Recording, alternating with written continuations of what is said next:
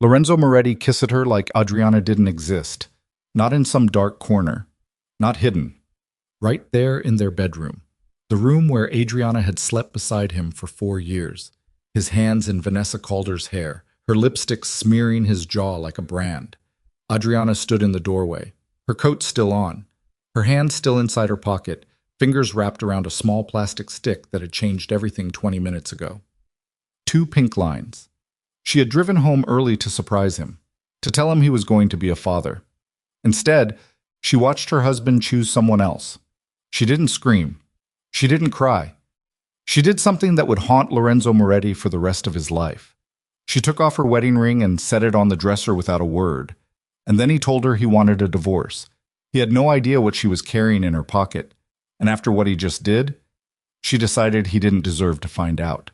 If you've ever loved someone who didn't choose you back, this story is going to stay with you. Subscribe to the channel so you never miss what happens next, and hit that like button right now. Drop your city or country in the comments. I want to see how far this story travels. Every single comment means the world to me. Now let's get into part 1. The pregnancy test had been sitting in the glove compartment of Adriana's car for 3 hours before she finally looked at it. She hadn't planned to take one that morning. She'd gone to the pharmacy to pick up vitamins, noticed the test almost by accident on the shelf, and stood there for a long moment feeling something she couldn't quite name. Not hope exactly, more like a question she was finally ready to ask. She bought it without overthinking, took it in the pharmacy restroom, set it on the edge of the sink and stared at the water-stained grout on the wall for 2 minutes because she was too nervous to look down. When she finally did, her knees almost gave out. She sat in her car for 3 hours after that.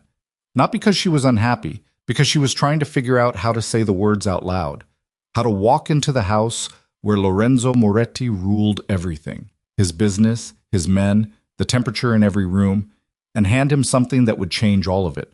They hadn't talked about children in months. That conversation had started and stopped so many times it had developed grooves, like a record that skipped in the same place every time. Lorenzo always said the timing wasn't right. His empire was at a delicate point. He needed to consolidate, protect, expand. Once things settled down, he said. Once it was safe. Adriana had stopped pushing, not because she'd stopped wanting, because she'd learned that with Lorenzo, some things had to be said at exactly the right moment, or they'd be dismissed before they finished landing. This felt like the right moment. She drove home in the late afternoon light, practicing sentences in her head, discarding all of them. Nothing sounded right. Nothing sounded big enough. She settled on not planning it at all. She'd walk in, find him, and just say it. Lorenzo, we're pregnant. Simple, true, real. The mansion looked the same as always when she pulled through the gate. 3 stories, stone facade, the kind of house that didn't advertise what went on inside it. She'd learned to love it in spite of herself. She'd also learned to hate certain rooms in it, hate the way power lived in every corner, the way men came and went at all hours with expressions she'd stopped trying to read. But she loved Lorenzo. That part had never been complicated, or so she thought. She noticed the unfamiliar car in the drive, sleek, expensive, nothing she recognized from his usual rotation of associates. She didn't think much of it. Lorenzo's world moved through that driveway constantly. She parked beside it and went inside. The house was quiet, in the way that felt off. Not empty quiet, occupied quiet, like someone had turned down the volume on a room that should have had sound. She heard laughter from upstairs. Not his laughter, a woman's. Adriana stood at the bottom of the staircase with her coat still buttoned and the test still in her pocket and listened to that sound travel through the ceiling of her home. She climbed the stairs slowly. Not dramatically, not like she was building herself up for something. Her mind hadn't caught up to her feet yet. Some part of her was still practicing sentences in the car. Lorenzo, we're pregnant. She pushed open the bedroom door. Later, she would not be able to explain clearly what she felt in that first second. It wasn't rage, which surprised her. It wasn't even pain, not right away. It was more like the sensation of stepping off a curb you didn't see. That half second of your body understanding something before your mind does. The lurch of gravity pulling the bottom out from under you. Lorenzo was there. Vanessa Calder was there. And what was happening between them required no interpretation. For a moment, none of them moved. Vanessa broke first. She pulled back with the kind of guilt that was already calculating how bad this was going to get. Lorenzo's face went through several expressions in rapid succession: shock, then something that looked horribly like guilt, then something worse, something that looked like resignation. That was what broke Adriana open. Not the kiss, the resignation. Like he'd been waiting for this to happen, like it was almost a relief. She reached up without any real awareness of what she was doing and removed her wedding ring. It came off strangely easily. She walked to the dresser, 3 steps, maybe 4, and set it down on the wood without any particular force. It made a small sound, smaller than she expected. Then she turned around to leave. "Adriana," his voice. She stopped. "We need to talk." She almost laughed. "Do we?" "Not right now," Vanessa said quietly from the corner, and something about that, the way she said it, like she had any authority in this room, like this was already a situation she had some kind of stake in managing, made Adriana feel the first real wave of something sharp and hot move through her chest. But she didn't look at Vanessa. She kept her eyes on Lorenzo. And Lorenzo, her husband of 4 years, the man whose name made people cross the street, looked at her with an expression she had never seen on his face before. He looked tired. He looked decided. "Our marriage," he said carefully, "has become a liability." She heard the words. She processed them in order, separately, like someone reading a language they'd only half learned. Our marriage has become a liability. "Vanessa's family," he continued, "can offer something I need right now. Her father controls the Eastern distribution network. A partnership with their family, a real one, changes the math on everything I'm trying to hold together." Adriana stared at him.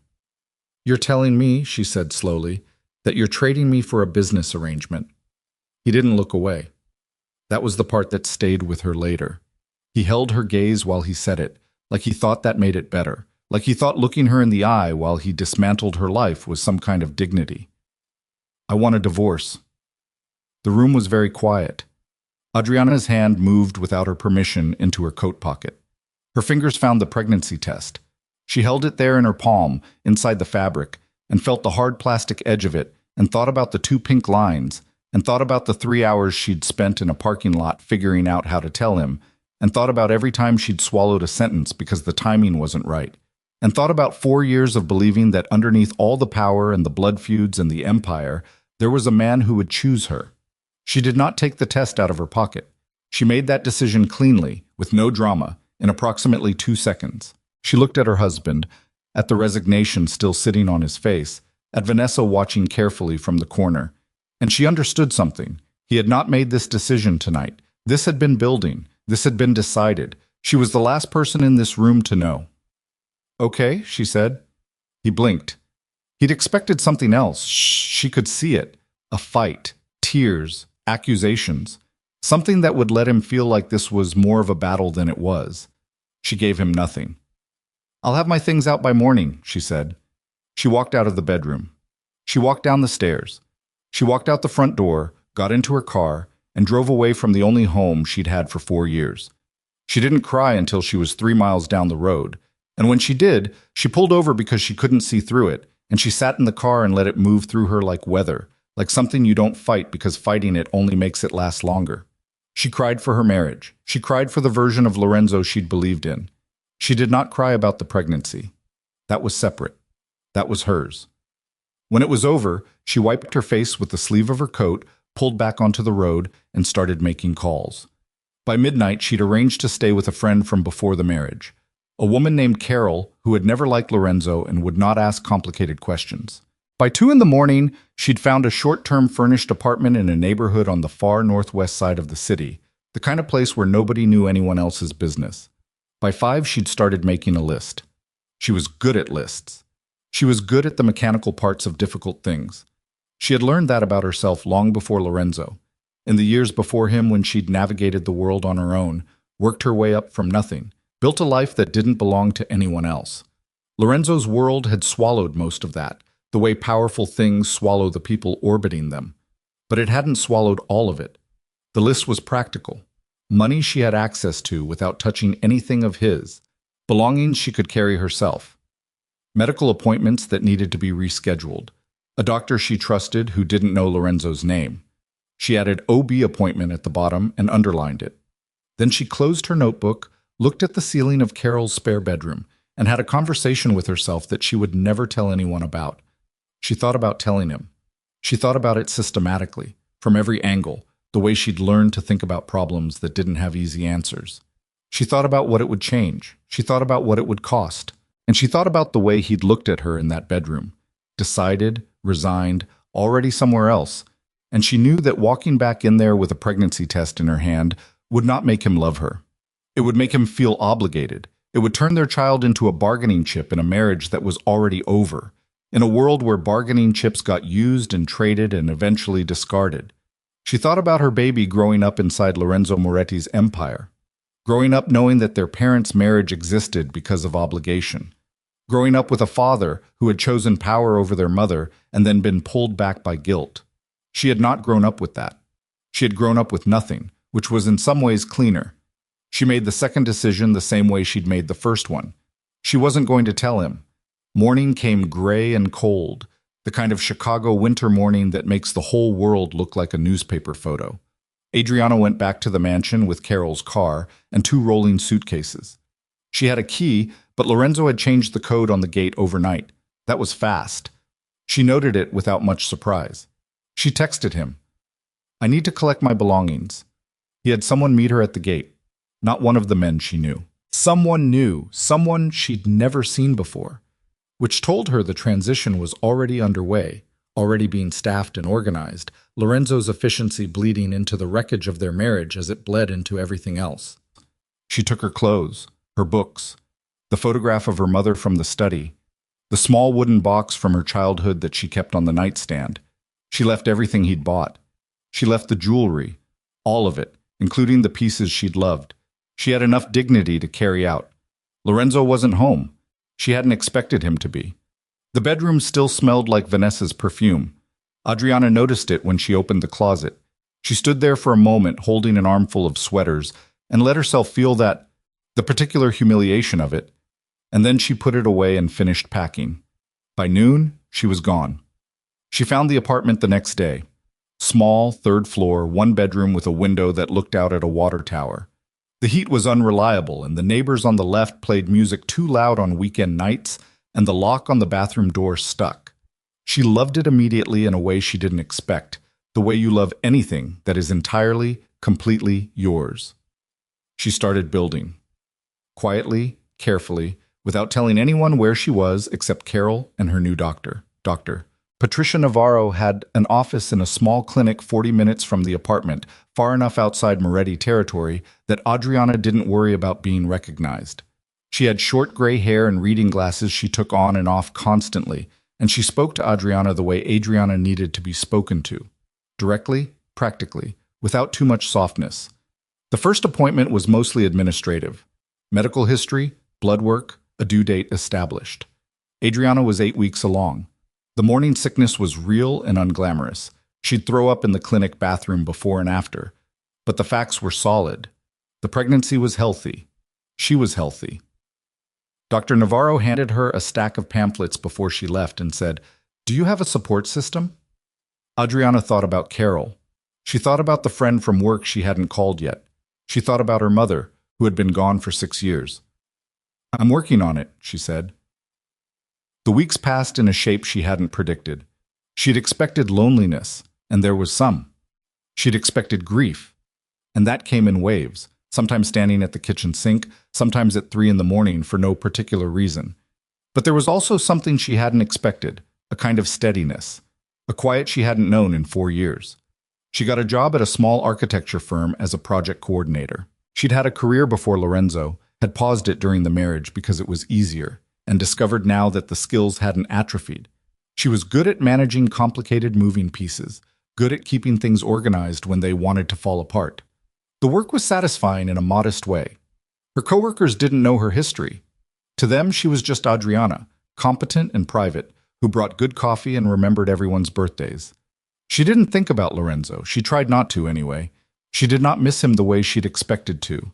What she missed was the idea of him, the man she'd believed existed underneath the empire, The man who'd sometimes appeared in small moments and felt real. She missed that man. She did not miss the one who'd stood in their bedroom and told her their marriage was a liability. She found out about Vanessa's installation through Carol, who kept an eye on things. Vanessa moved into the mansion within a month. She began appearing at the events Lorenzo attended, began taking the position at his side that Adriana had occupied. By all external appearances, the transition was seamless. Adriana read that and felt something she couldn't cleanly identify. Not jealousy, not quite. More like the feeling of watching someone else sit in a chair that had always been uncomfortable and knowing they didn't know that yet. She let herself think about Lorenzo occasionally in those early months. She tried to be honest with herself about it, rather than constructing a version of events that made everything simple. He had loved her. She believed that. She didn't believe the love had been fake. She believed it hadn't been enough. And there was a difference, though from the outside those things could look the same. She was beginning to look pregnant now. She'd stopped being able to hide it under regular clothes and had started wearing things that fit differently, that made room. She liked it, surprisingly, liked the concrete physical fact of the life she was building inside her. She talked to the baby sometimes, quietly, in the apartment when she was alone. She told it about Chicago. She told it about her mother. She told it that it was going to be okay, that she was going to figure it out. She believed it. The divorce papers arrived on a Tuesday. She was sitting in a waiting room chair at Dr. Navarro's office, 12 weeks along now, and the envelope was in her bag because she'd picked up her mail on the way out and hadn't gotten to it yet. She opened it while she waited because she had nothing else to do with her hands. Lorenzo's signature was already on the papers. His attorney had prepared them. The language was clean and careful and said very little about what had actually happened between them. Then the nurse called her name. She folded the papers back into the envelope, put them in her bag, and followed the nurse down the hall. The room was small and dim in the way those rooms always were. Machines against the wall, a table with paper on it, the impersonal efficiency of medical spaces. Dr. Navarro came in and did the scan, and then there it was. That sound, the rapid rhythmic percussion of a small heart, impossibly fast, shockingly real. Adriana listened to it. Then she pulled the divorce papers back out of her bag, uncapped the pen she'd brought, and signed her name on the line where it waited for her. No demands, no negotiation, no revelation, just her signature, just the sound of her child's heartbeat filling the small room. She dated it. She handed the pen back to Dr. Navarro, who had said nothing, and she lay there listening until the sound ended, and she held everything she was feeling in both hands very carefully, the way you hold something that could break in either direction. Her child was real. Her marriage was over. She was entirely alone. And somehow, in a way she would not be able to explain for a long time, none of those things canceled each other out. The divorce papers sat on Lorenzo Moretti's desk for 11 minutes before his attorney said anything. Marcus Webb had been Lorenzo's legal counsel for 9 years. He was a careful man by nature and profession, a man who measured words the way a surgeon measures incisions, never more than necessary, never in the wrong place. He had survived in Lorenzo's orbit precisely because he understood when to speak and when to keep his mouth completely shut. He had not planned to say anything about the medical records. He'd noticed the prenatal claim almost by accident, the way you notice something peripheral when you're looking at something else. His eye had caught the billing code while cross-referencing Adriana's insurance under the joint policy that hadn't yet been formally separated. Standard procedure during a divorce filing. He'd almost moved past it. Almost. He set a single sheet of paper on top of the signed divorce documents without saying a word. Just placed it there and took a step back. Lorenzo was standing at the window with a glass of water he hadn't touched. He'd been standing there since Marcus arrived, looking out at the back of the property where the garden had gone brown with November. He didn't like having these conversations sitting down. Sitting down felt like surrender. He glanced at the paper. His eyes moved across it once, then stopped. He read it again. The glass of water landed on the desk harder than he intended. "What is this?" he said. It wasn't a question. The inflection was wrong for a question. "It appeared during the routine insurance review," Marcus said carefully. "Prenatal billing, filed 6 weeks ago under your joint policy. The dates? I can read the dates." Marcus said nothing. Lorenzo picked up this paper and held it, and the room was very quiet except for the sound of his breathing, which had changed in a way Marcus noted without commenting on. slower, too controlled. The kind of breathing a man does when he is working very hard to stay inside his own skin. She was already pregnant, Lorenzo said. The date suggests she was approximately 6 to 8 weeks along at the time of when she left. Yes. Lorenzo set the paper down. He put both hands flat on the desk and looked at the wall and said nothing for a long time. The muscle in his jaw moved, once, twice. She knew, he said, when she was here, that night. Marcus did not answer that, because it wasn't a question either. Lorenzo straightened up. He picked his jacket off the back of the chair. He walked to the door of the study and opened it and then stopped with his hand on the frame, not turning around. "Cancel everything I have today," he said. "Everything?" "Everything." He drove himself. That was the first sign that something was genuinely wrong. Lorenzo Moretti driving himself anywhere was unusual enough that the two men near the front gate exchanged a look as the car moved past them. He drove too fast and didn't notice. He ran a light on Cortland that he would normally have stopped for and didn't register it until he was 3 blocks past it. He knew the approximate neighborhood. He'd had someone track the insurance filing's originating zip code. Not a full address, just enough to know she hadn't left the city. He'd told himself at the time that he'd verified it for security purposes, that an estranged wife with access to what Adriana potentially knew was a liability that needed monitoring. He told himself that. He hadn't let himself think about why he'd checked more than once. He didn't have her address. He sat in his car on a street in the northwest side and called the one person he thought might know. Carol Hargrove, whose name he remembered from the early years of their marriage, a friend Adriana had kept but rarely mentioned around him. He had Carol's number in his phone because he had everyone's number in his phone. It was a habit that had saved him many times and only rarely felt like what it actually was. Carol picked up on the third ring. "I need to speak to Adriana," he said. A pause. He could hear her deciding. "She doesn't want to speak to you." "I know that. I need you to tell her." He stopped. He was sitting in a parked car on a street he didn't know, holding his phone with both hands because one hand wasn't enough to keep it steady, and he couldn't find a single sentence that said what needed to be said. "Tell her I know. Tell her I need to see her." Another pause. "Know what, Lorenzo?" He closed his eyes. "She'll understand," he said. Carol hung up. He sat there for 20 minutes. Then his phone rang. Not Carol's number, an unknown one. And when he answered it, he heard nothing for a moment. And then Adriana's voice, carefully neutral, the particular neutrality that cost something to maintain. "What do you want?" Not a question. She'd inherited that from living with him, he realized distantly. She'd learned his inflections. "I need to see you." "No." "Adriana, you signed the papers, Lorenzo. I signed the papers. We're done. Whatever you think you know about my medical situation is none of your... Is it mine?" The line went silent. He waited. He was very good at waiting. He'd built an empire partly on his ability to sit inside silence without flinching while other men rushed to fill it. But this silence was different. This was the kind that had weight, that pressed down on both sides of the phone. "Come to Carol's," she said finally. "Not my apartment. Carol's." She gave him the address. He drove there in 8 minutes. Carol Hargrove opened the door with the expression of a woman who had strong opinions and was exercising significant restraint about sharing them. She was 50, practical-looking, wearing a fleece vest indoors, and she looked at Lorenzo Moretti with the frank assessment of someone who had never been even slightly intimidated by powerful men.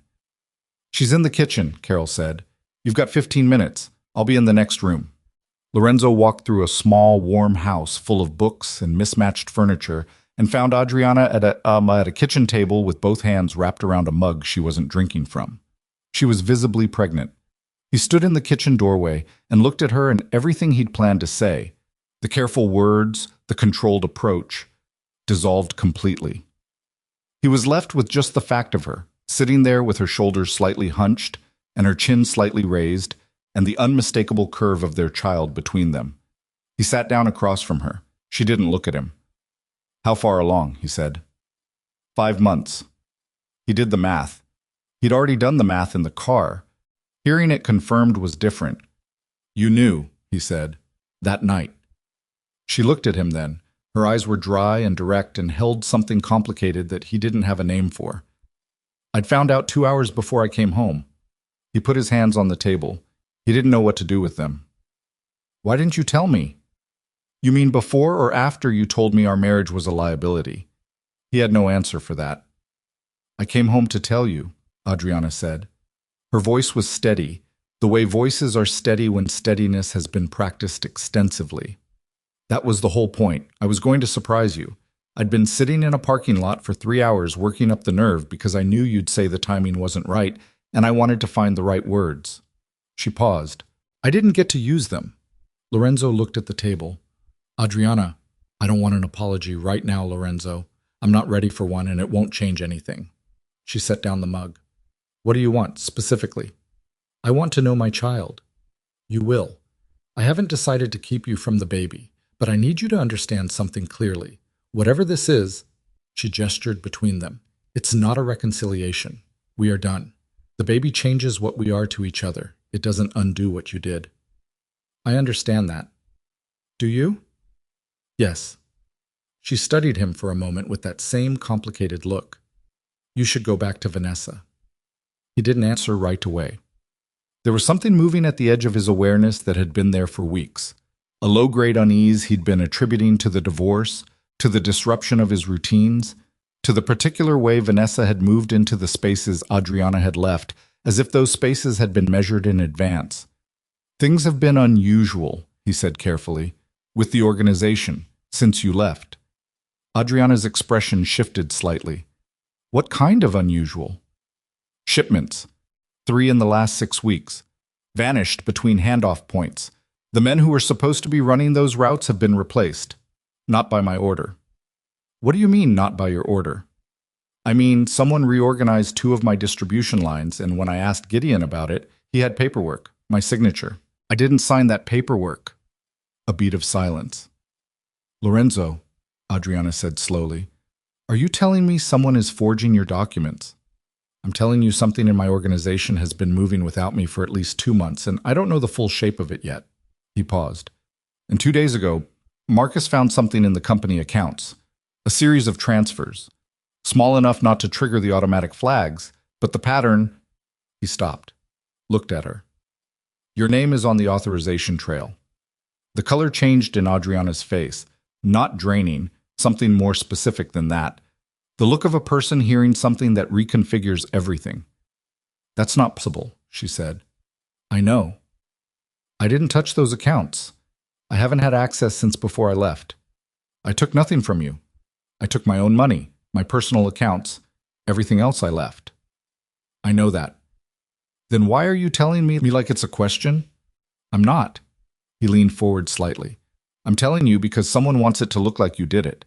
And I don't know yet who has the access and the motive to build that, but the construction started before you walked out the door.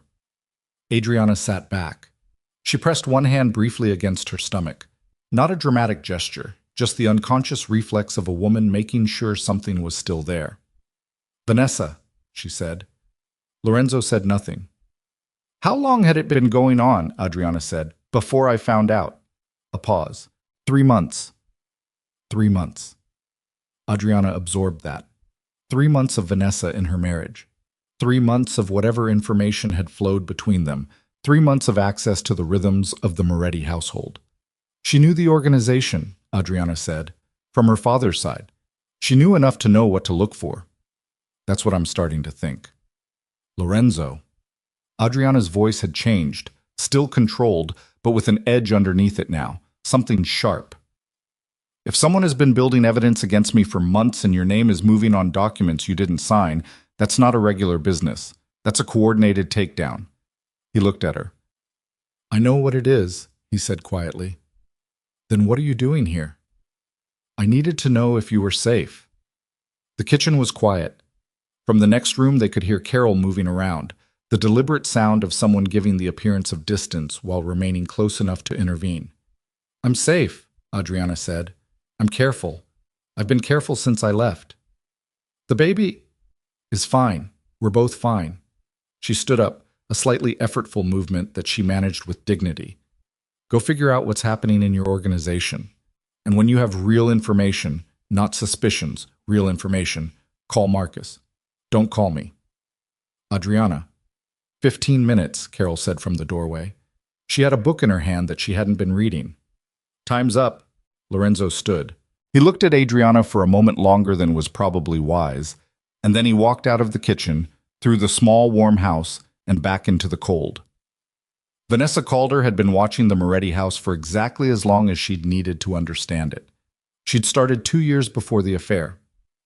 Her father had introduced her to Lorenzo at a business dinner, and Lorenzo had been polite and briefly interested and then moved on, which was not something Vanessa was accustomed to. She'd filed that away.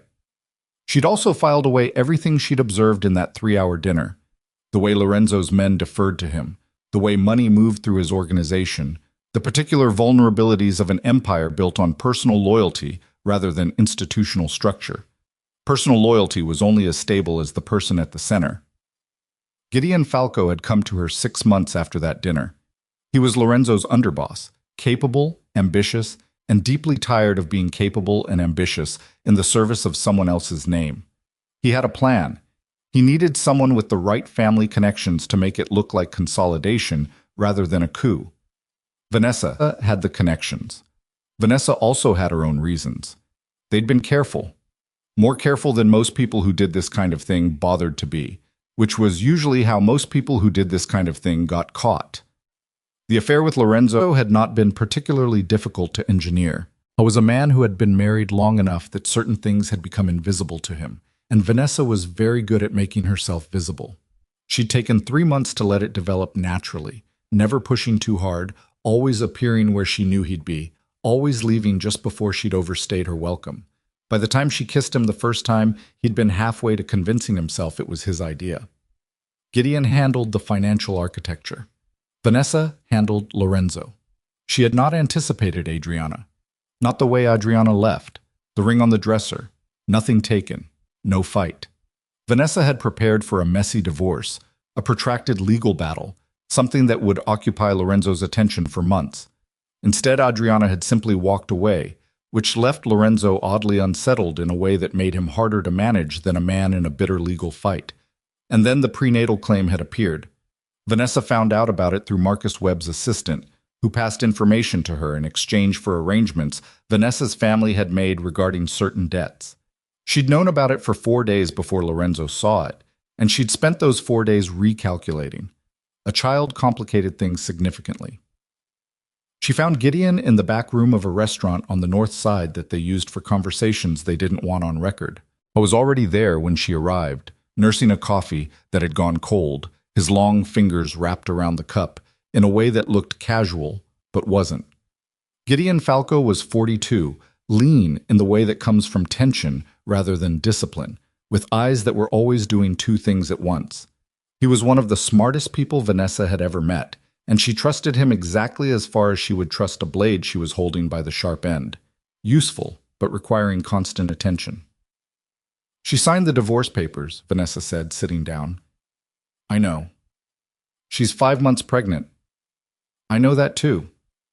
Then you know Lorenzo is going to go to her. Vanessa set her bag on the table. He already has. One of our people at Carol Hargrove's building saw his car. Gideon's expression didn't change, which was itself an expression. How long was he there? 15 minutes. She sent him away. That's fine. It's not fine, Gideon. He's already asking questions about the distribution changes. And the account transfers are clean. Your name isn't on anything real. Adriana's trail is solid. He told her. Now Gideon looked up. He drove to her place and told her about the evidence trail, Vanessa said, which means he already doubts it. Gideon was quiet for a moment. He turned the coffee cup a quarter turn. She have any proof of what he told her? It was a conversation. Then it's a conversation. He leaned back. Lorenzo is emotional right now. He found out his ex-wife was carrying his baby, and he feels guilty. That's going to make him do impulsive things for a few weeks. We manage that. He's not stupid, Gideon. No, but he's distracted. Distracted and guilty is almost as good as stupid. He looked at her steadily. How are you with him, day to day? Vanessa considered this. Fine. Normal. He's distant, but that's not new. Keep it normal. Don't push on anything. Let him run his investigation. The evidence trail on Adriana is clean enough to survive a first look. By the time he gets past the first layer, we'll be positioned. And if he goes back to her? Gideon picked up the cup, set it down. Then we accelerate the timeline. Vanessa nodded slowly. There was something about the way Gideon said accelerate that always made her aware of the distance between her plan and his. Her plan was a financial one, organized, controlled, exit through legal channels with money already moved, clean. Gideon's plan had always had more moving parts, more edges. She told herself that was acceptable, that she knew what she'd walked into. She was starting to have quiet moments where she was less sure. But she nodded, and they finished the meeting, and she drove back to the Moretti mansion and walked through the front door and adjusted her face before it opened. Lorenzo was not home. She moved through the house, noting what was different, and found it in his study. The paper Marcus had left, the prenatal billing record, sitting on the desk where he'd looked at it. She picked it up, put it back, went to the window where he sometimes stood and looked out at the brown garden. She stood there and thought for a long time. Then she went to the desk drawer and took out her personal phone, the one with no connection to anything in Lorenzo's world, and sent a message to a number that was not Gideon's. He's moving faster than projected. Adjust accordingly. The reply came in under a minute. Understood. She put the phone away and went to make herself some tea and stood in the kitchen of a house that wasn't hers yet, thinking about Adriana Moretti, sitting in someone else's kitchen with Lorenzo's child growing inside her, and felt something she was careful not to examine too closely. Not guilt. Something adjacent to it. The particular discomfort of a person who is very good at a thing that requires not thinking about certain costs. She drank her tea and did not think about it. 3 weeks after that kitchen meeting, Adriana noticed the car. She'd started noticing things she wouldn't have noticed before Lorenzo, before 4 years of living inside a world where attention to what was out of place could matter.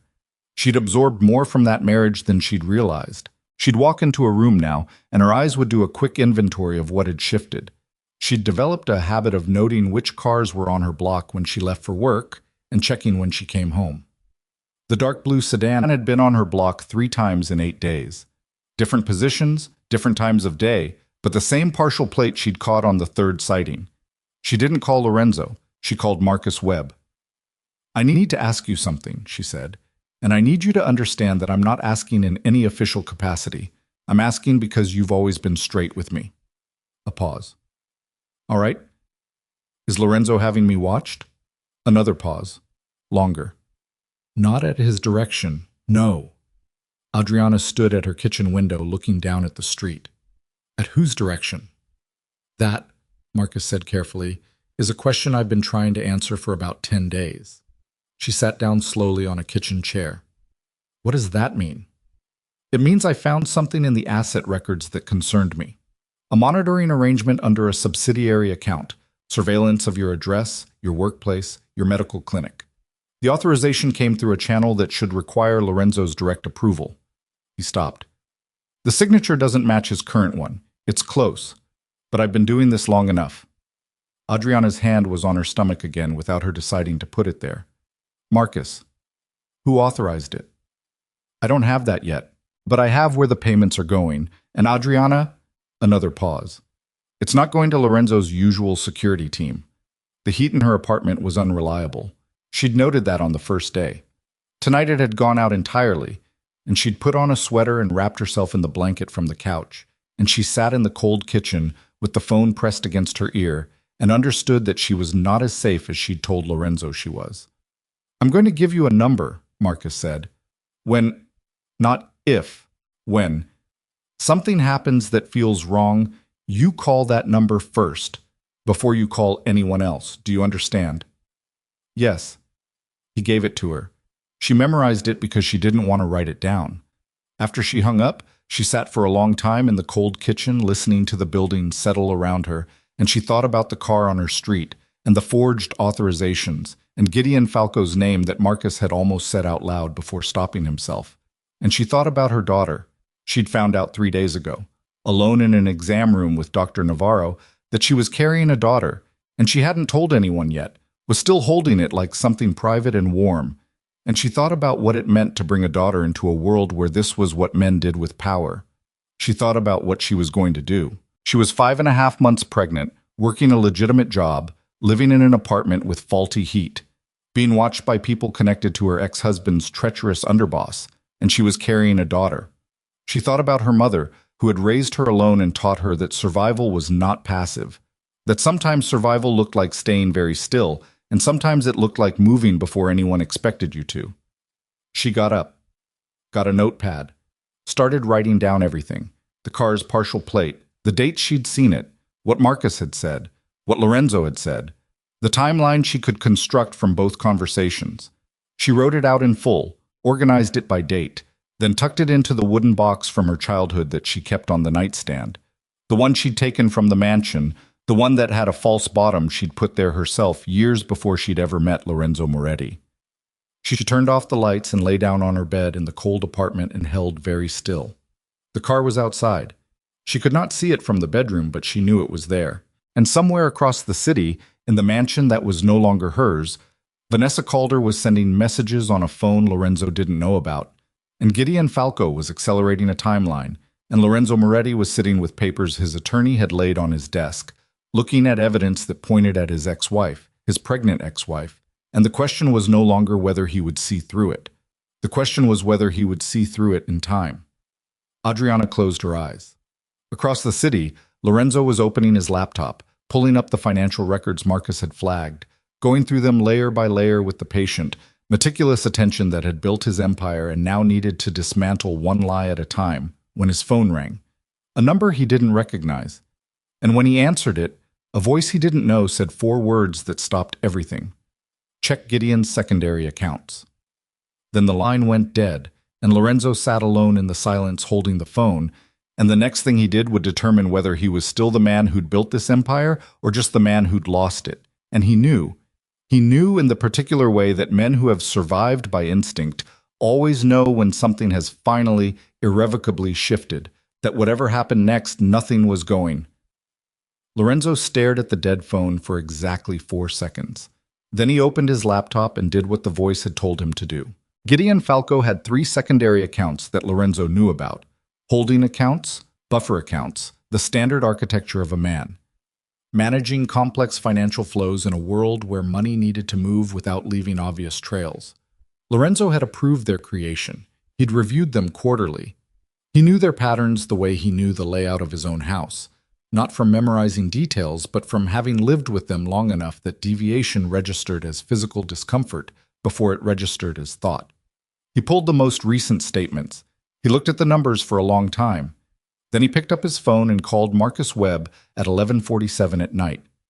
Marcus answered on the second ring, which meant he hadn't been sleeping either. "The secondary accounts," Lorenzo said. A pause. "You found them." "I'm looking at them now. Walk me through what you see." "Lorenzo?" "Walk through it, Marcus." He heard Marcus exhale. The sound of a man who had been carrying something and was now, with mixed feelings, setting it down. The outflow pattern starts 8 months ago, small amounts initially, under the threshold that would flag in your monitoring system. Consistent. Then about 4 months ago, the amounts increase. Still structured to avoid flags, but larger. The total over the 8-month period, a pause, the sound of keys, is 4.3 million. Lorenzo said nothing. It routes through 2 shell companies. Neither of them appears in any of your corporate records. But the registration addresses. Another pause. One of them is a property owned by Vanessa Calder's family trust. The study was very quiet. The other one, Marcus said carefully, is registered to a name I didn't recognize. So I ran it. The name is a former associate of Raymond Calder's organization. Specifically, a man who handled competitive intelligence for the Calder family before Raymond officially went legitimate. Competitive intelligence. Lorenzo knew what that meant in the world he occupied. It meant surveillance. It meant information gathering. It meant the kind of work that required knowing the interior structure of an organization, its routes, its accounts, its personnel, its vulnerabilities, well enough to map its collapse from the inside. "How long have you known this?" Lorenzo said. "I confirmed it tonight. I've had pieces for about 2 weeks, but I wanted to be certain before 2 weeks. I needed to be certain." Lorenzo stood up from his desk. He walked to the window. Outside, his property was dark and quiet, the security lights throwing hard shadows across the ground. "Where is Gideon tonight?" he said. I don't know. He left the warehouse district meeting at 7 and I haven't been able to find him. Lorenzo, before you do anything, find him, Marcus. He hung up. He stood at the window for 3 minutes, doing nothing. This was a thing he'd learned over years, that the worst decisions came from the first 60 seconds of knowing something terrible when the body wanted to move before the mind had caught up. He stood and breathed and let the information settle into its full shape. 4 months ago. The account started moving seriously 4 months ago. Adriana had been gone for, he counted, 3 months and 2 weeks, which meant the serious phase of Gideon's operation began less than a week after she left. Vanessa had told him about the stolen financial records 2 months ago. She'd been specific, credible, emotional in exactly the right proportion. She'd placed documents in front of him, shipping manifests, access logs, a timeline that placed Adriana in the system on the night before she left. He'd believed her. He'd taken it to Marcus as a formality, expecting confirmation. Marcus had said the documents were consistent with the records he had access to. What Lorenzo understood now, standing at his window in the dark, was that consistent with the records was not the same thing as verified against the originals, and that he had not asked for the distinction because he'd been angry and wounded and looking for a reason to stop feeling guilty about what he'd done. He'd handed Gideon and Vanessa the justification they needed by being too proud to examine his own motives. His hands were very still at his sides. That was how people who knew him well knew when he was at his most dangerous. Not when his hands moved, but when they stopped. He went to the safe behind the bookshelf, opened it, removed a file he'd assembled over the past week, his own separate record of the anomalies Marcus had flagged, printed, and annotated in his own handwriting, the kind of documentation that didn't exist anywhere digitally. He took the file to the desk and sat down and went through it with a red pen, marking what connected to what, drawing lines between dates and names and account numbers. By 2 in the morning, the picture was complete enough to be nauseating. Gideon hadn't just been stealing money. He'd been systematically replacing Lorenzo's most loyal men, the ones who knew him long enough to notice things that didn't match, with new personnel who had no context, no history, no reason to question orders that came through channels they'd never used before. 3 distribution line supervisors, 2 warehouse managers. The man who had been handling Lorenzo's personal security rotation for 6 years had been moved to an administrative role on paperwork that Lorenzo had never signed. The empire was being hollowed out from the inside, and Vanessa had given Gideon 5 clear months to do it by keeping Lorenzo's attention on Adriana. He sat with that for a long moment, the cold, specific shape of having been completely played. He turned it over, examined it, didn't look away from it. He'd been a fool, not an ordinary fool, but the particular kind of fool that only a certain type of pride produces. The kind of man so convinced of his own ability to read people that he stops reading them, trusts his first impression, and calls it instinct. He'd been so certain that what he and Vanessa had was something he understood. He'd never examined what she was. His phone buzzed. Marcus. Gideon's at the Alcott Street property, the one you haven't used in 2 years. Lorenzo looked at the message. The Alcott Street property was a warehouse on the south side, a legitimate storage facility on paper, connected to one of the Moretti distribution channels, but not one that had been active recently. It was also, Lorenzo thought, the kind of location a man would choose if he wanted to have a conversation he didn't want recorded, or store something he didn't want found, or meet someone he didn't want seen. He texted back, "Don't call anyone, don't tell anyone you reached out to me. Watch the building and send me what you see." Then he sat down and made a different call. A man named Sal Benedetti, who had worked for Lorenzo's father before he'd worked for Lorenzo, and who was the only person in his organization Lorenzo was certain Gideon had not yet managed to touch, because Sal operated entirely outside the normal personnel structure and reported to no one but Lorenzo directly, and Gideon had apparently not realized that Sal existed. Sal picked up without a greeting. "I need eyes on someone," Lorenzo said. "Vanessa called her, starting now." "She's in the house," Sal said. "I've had the house since you asked 2 days ago." "She make any calls tonight after 9? 3. 2 to numbers I'm still running, 1 to Gideon Falco's personal cell." Lorenzo absorbed that. "What time?" 11:15. 11:15. 32 minutes before the anonymous call to Lorenzo. Someone had called him to tip him off. That call had come at 11:47, 32 minutes after Vanessa called Gideon, which meant either the anonymous caller was someone who had access to Gideon's communications and had moved the moment they saw the call, or the anonymous caller was someone already watching the situation who used Vanessa's call to Gideon as a signal that the moment had come. He thought about Vanessa standing at that window, sending a message on her private phone. He's moving faster than projected. Adjust accordingly. And he thought about who, in the orbit of Vanessa Calder and Gideon Falco's operation, would have reason to want Lorenzo Moretti specifically warned rather than simply destroyed. He thought about Raymond Calder, Vanessa's father, who had built a relationship with Lorenzo over years of careful business, who had suggested the introductions, the dinners, the gradual development of what Lorenzo had understood to be a partnership, who had gone legitimately clean, according to everyone's accounting, and whose organization had been handling the Eastern distribution network that Lorenzo wanted access to. What if Raymond Calder hadn't known about his daughter's plan? Or worse, what if he had, and had decided at some point that what Gideon Falco intended went further than Raymond was willing to allow? Lorenzo picked up the printed file from his desk and looked at it again with this new frame in place, and one detail he'd passed over 3 times suddenly took on a different quality. A property transfer, 6 months ago, of a warehouse facility on the north side from Calder Family Holdings to a shell company. The same shell company that appeared in Gideon's account flow. Raymond had transferred the asset to Gideon.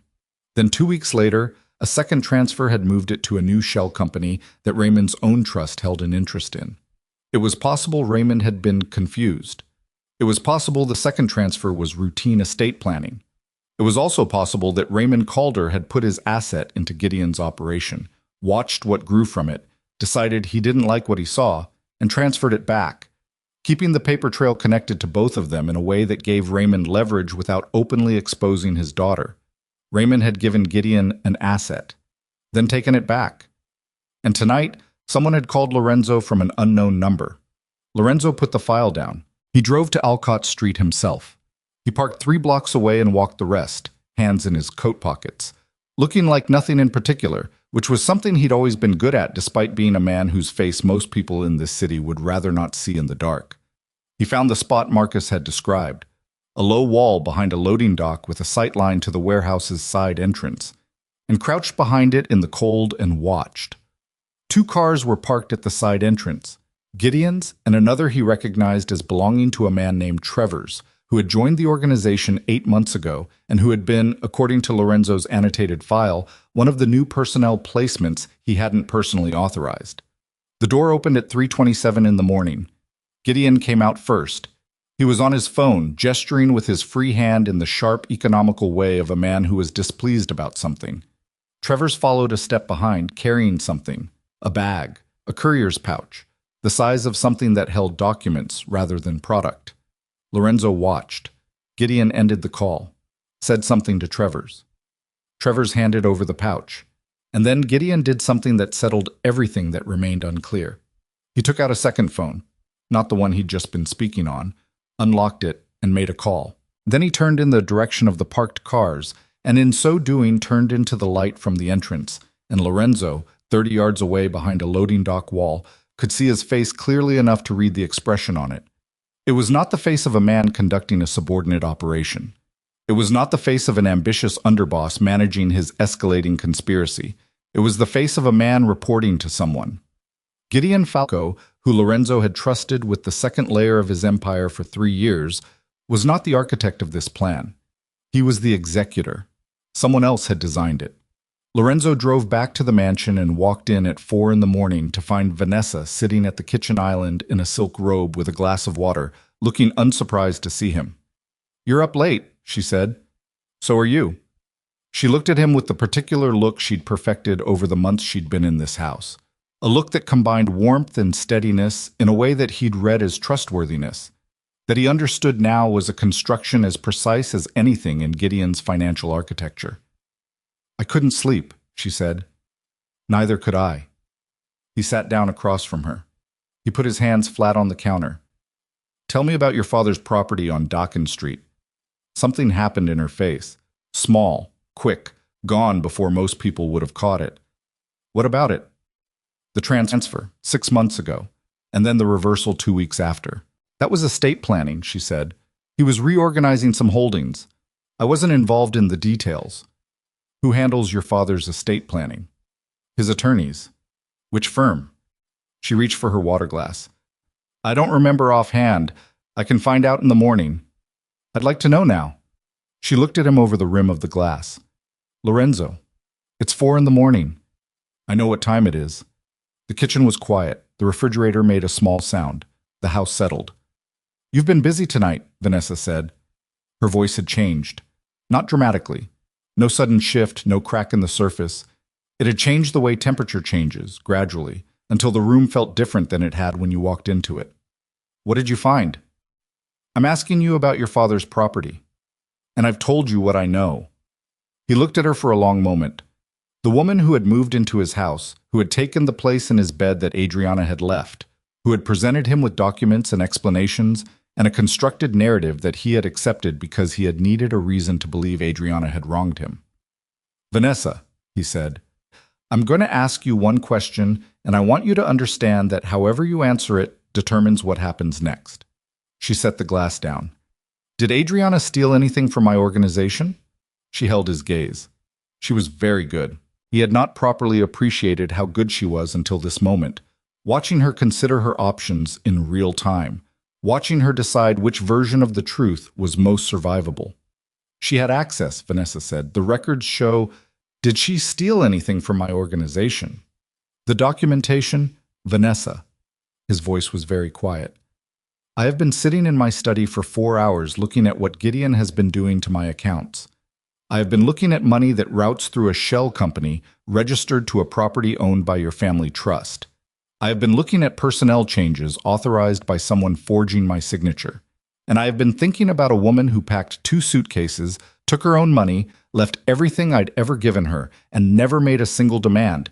And I have been asking myself why someone would go to significant trouble to construct evidence against a person who was already gone. Vanessa said nothing. She was already gone, Lorenzo said. She wasn't fighting me. She wasn't threatening me. She signed the divorce papers without a single negotiation. So the only reason to build a case against her is if her absence wasn't enough. If someone needed me to believe she was a threat so I'd stay focused on her instead of looking at what was happening inside my own house. The silence stretched between them. How long? Lorenzo said. Still nothing. How long, Vanessa? You wouldn't have looked twice at me, she said finally. Her voice had gone flat. Not cold, flat, like something that has given up the performance of temperature. You met me twice. You were polite. That was it. There was no version of this where I walked in through a door you opened. So Gideon came to me 2 years ago. She was looking at him with something that wasn't quite defiance and wasn't quite apology. It was the look of a person explaining an equation. He had the plan. He needed the access.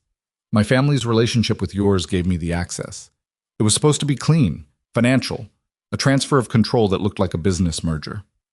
And Adriana, her jaw tightened slightly. She wasn't supposed to matter. She was supposed to fight, hire attorneys, make demands, become a long public distraction. Instead, a pause. She just left, which made everything harder. Lorenzo stood up from the counter. Where is Gideon right now? He said. I don't know. Vanessa. I genuinely don't know where he is at 4 in the morning. He believed her on that, which was almost funny. She was telling the truth for the first time in this conversation, and he could tell because it sounded different from everything that had come before it. I want you out of this house by morning, he said. She looked at him. Lorenzo, I'll have Marcus prepare whatever documentation protects both our interests for now, but I want you gone before 6. He turned toward the door. The things in the master bedroom, whatever you brought in, leave them. I'll have them sent.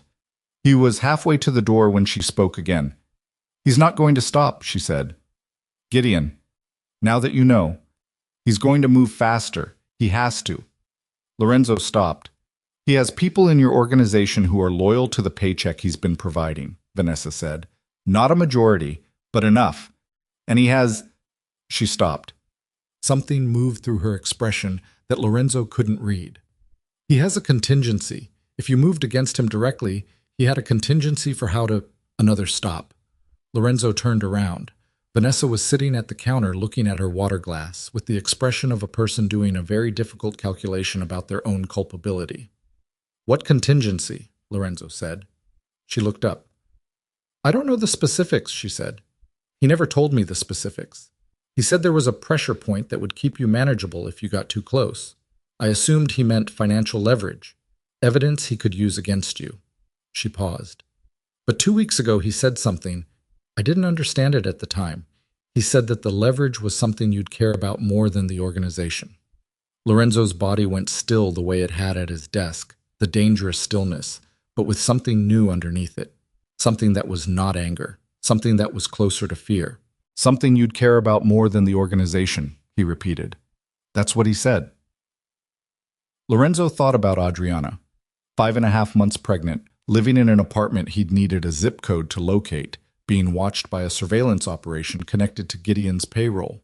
He was already reaching for his phone when it rang. Marcus. "There's a message," Marcus said without preamble. His voice was wrong, tight. "Left on the office line, recorded at 4:17. Someone, I don't recognize the voice, said to tell you that Gideon has her." Lorenzo stopped breathing. "Tell me exactly what they said," he said. "They said, 'Tell Moretti that Gideon has the woman. She came because she thought he was hurt. Moretti has 12 hours to walk away from everything before this becomes something he can't come back from.'"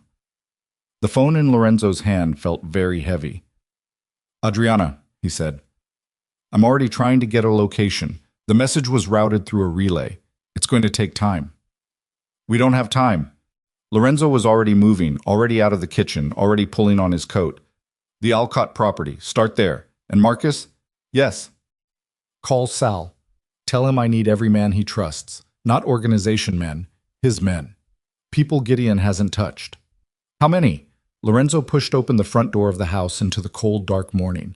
The property lights threw hard shadows across the ground. The garden was brown and dead, and the air tasted like ice. "All of them," he said.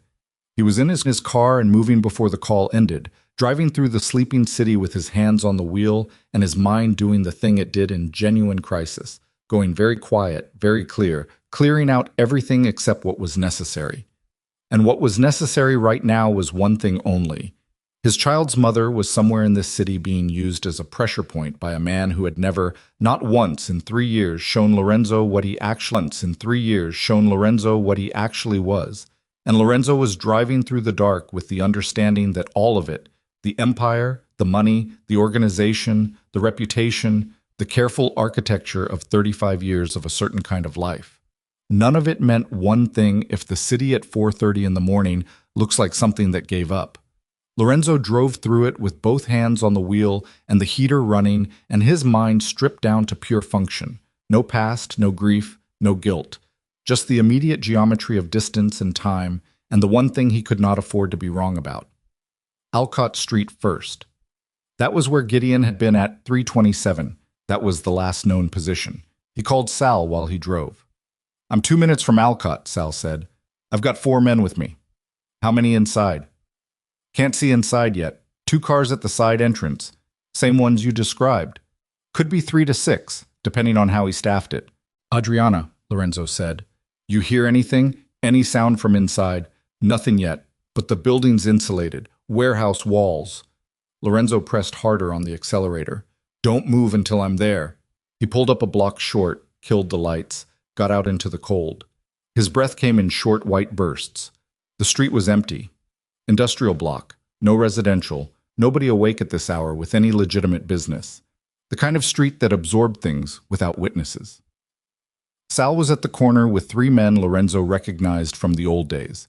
Men who had worked for his father, who were technically retired, who owed Sal rather than the current organization. None of them appeared in any of Gideon's personnel records. 4 cars total now, Sal said quietly. 2 more arrived 8 minutes ago. How many men?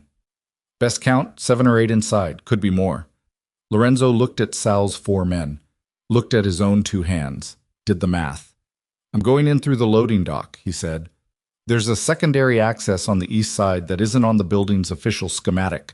I had it put in 3 years ago when we were running product through here. Gideon knows about the main entry points. He doesn't know about that one. Sal looked at him with the expression of a man who had followed difficult orders for a very long time and had opinions about this one. Lorenzo, if she's in there and we come through the front with 7 men, whoever's holding her has time to... He stopped. He didn't finish the sentence because he didn't want the end of it in the air. The side door, just me first, then you bring the others through the main entrance 60 seconds later. Enough time for me to find her before it goes loud. That's not a plan, Sal said. That's a prayer. I know, move in 60 seconds. He went around the long way, keeping to the building's shadow, moving fast but controlled, his footsteps on the wet asphalt making almost nothing. The east side of the warehouse was dark except for a security light that had been deliberately broken. He'd noted that when he was here 3 hours ago, had filed it without knowing why. Now he knew. Gideon's people had prepared the building, which meant they'd been expecting to use it, which meant this wasn't improvised. The side door was exactly where he'd left it, behind a false panel of weathered plywood that looked like part of the building's deteriorating exterior. He pressed on the lower left corner, felt the mechanism release, pulled it open. The hinges were still oiled. He'd had them checked 6 months ago as part of a routine property review he barely remembered ordering. He went in. The interior of the warehouse smelled like cold concrete and machine oil and something metallic underneath. Not blood, not yet. Just the ambient smell of industrial spaces that have been used for things they weren't built for. He stood just inside the door and let his eyes adjust and listened. Voices. Toward the center of the building, behind the row of stacked shelving units that divided the floor. 2 men talking in the low, economical shorthand of people who are waiting for something to happen. One voice he didn't recognize, one voice he did. Not Gideon. Trevor's. He moved along the wall, staying in the shadow of the shelving, placing each step carefully. He'd done this before, in the early years, before the Empire was large enough to insulate him from the physical realities of the world he operated in. His body remembered the posture even while his mind was doing something it had never done in those early years, thinking about someone other than himself. He found her through sound before he found her by sight. A sharp intake of breath, then a voice, controlled, careful, the same steadiness he'd heard in Carol's kitchen, saying, I need to sit down. And another voice, impatient. You're already sitting down. I need to sit differently. A pause. I'm 8 months pregnant. This position is causing a problem. Lorenzo stopped moving. 8 months. She was 8 months pregnant, and she was here because someone had sent her a message telling her Lorenzo was hurt. And she had come. Because of course she had. Because whatever else was true about Adriana Moretti, she was not a woman who could hear that the father of her child might be dying and drive the other way. And Gideon had known that, had counted on it, had built his contingency around the simple and precise knowledge of what kind of person she was. He moved again, faster now, past the second shelving unit, and he could see them. Adriana was seated on a metal chair in the center of the open floor space, wrists zip-tied to the armrests. Not brutally, but effectively, the plastic biting enough to mark but not to cut. She was wearing the gray coat he'd last seen her in at Carol's house. Her hair was loose. Her posture was extraordinary, upright, chin level, the particular defiant stillness of a woman who has decided that whoever is doing this to her is not going to see her afraid. 2 men stood near her, Trevor's and someone Lorenzo didn't recognize, young, heavy-set, the look of someone new to standing guard over a pregnant woman and not comfortable with it. Gideon was not in this part of the floor. Lorenzo scanned. Loading equipment to the left, stacked pallets creating a secondary space behind them. A door on the far wall, closed. That was where Gideon was. Had to be. He had 30 seconds before Sal came through the front. He moved. He came around the end of the shelving unit fast enough that Trevor's didn't have time to form a complete response. He got halfway to reaching for the gun at his hip before Lorenzo covered the distance and the gun became irrelevant. The young heavyset man turned a full second later, which was too late. It was not elegant. Lorenzo was 35, not 25, and he had not done this personally in several years, and the young heavyset man was both heavier and younger. But Trevor's went down hard and stayed there, and the young man got in one good shot. Lorenzo's cheekbone, open-handed but with real weight behind it. Before Lorenzo had his arm and reversed it at an angle that produced a sound and a shout, and then a man folding to his knees. The shout was loud. The front entrance burst open. Sal's men came through at a run, flashlights cutting the dark. and the warehouse filled with movement and shouting in the way of enclosed spaces, everything compressed, echoing, too loud. The far door opened. Gideon came through it with a gun in his hand, and he came through fast, already reading the situation. And the first thing he did, before he looked at Lorenzo, before he assessed how badly the numbers had shifted, was put 2 steps between himself and the door and position himself with clear sightlines to Adriana. Lorenzo stopped moving. Gideon's gun was pointing at the floor. Not at Adriana, not at Lorenzo. At the floor, which told Lorenzo that Gideon was thinking, still calculating, had not yet made the decision that would determine whether this ended one way or another. "That's enough," Gideon said. His voice was level, professionally level. Lorenzo had heard that voice in dozens of meetings, across dozens of problems, and had always read it as steadiness. He read it differently now. It was the voice of a man whose emotions were somewhere he'd locked them, deliberately, because he needed the function without the feeling. "Put the weapon down, Gideon," Sal said from across the floor. "Sal." Gideon glanced at him briefly. "You're retired. Whatever he told you tonight, you should have stayed retired." "I'll keep that in mind." Gideon looked at Lorenzo. Lorenzo looked back. In the silence between them, with Sal's men fanned out to the sides and Trevor's still down, and the young heavyset man sitting on the floor holding his arm with his face the color of old chalk. In that silence, Lorenzo understood something about Gideon that he had not understood before tonight. Gideon was not afraid. He was not the kind of man who got afraid at the moment of crisis. He got sharper, cleaner. He eliminated variables in real time and kept moving toward the outcome he'd planned for. Even now, with his operation exposed, with Lorenzo standing 12 feet away in a warehouse at 4:40 in the morning, Gideon Falco was processing, which made him more dangerous in this moment than he would have been if he'd been scared.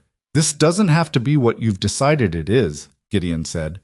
He was talking to Lorenzo but watching the room. 4 months ago, if you'd seen what I was building, you would have wanted in. You were stealing from me. I was restructuring. The gun stayed pointed at the floor. Your organization was losing ground and you didn't see it. The Eastern Network, the Calder connection, was your best play. But you were never going to move fast enough. You're a man who protects what he has instead of taking what's available. So you decided to take it yourself. I decided to build something worth running. I was going to offer you a position. A position, Lorenzo said. Operational oversight. Legitimate revenue. The dirty money converted, the exposure minimized. You'd have had security for the rest of your life without the risk of the current structure.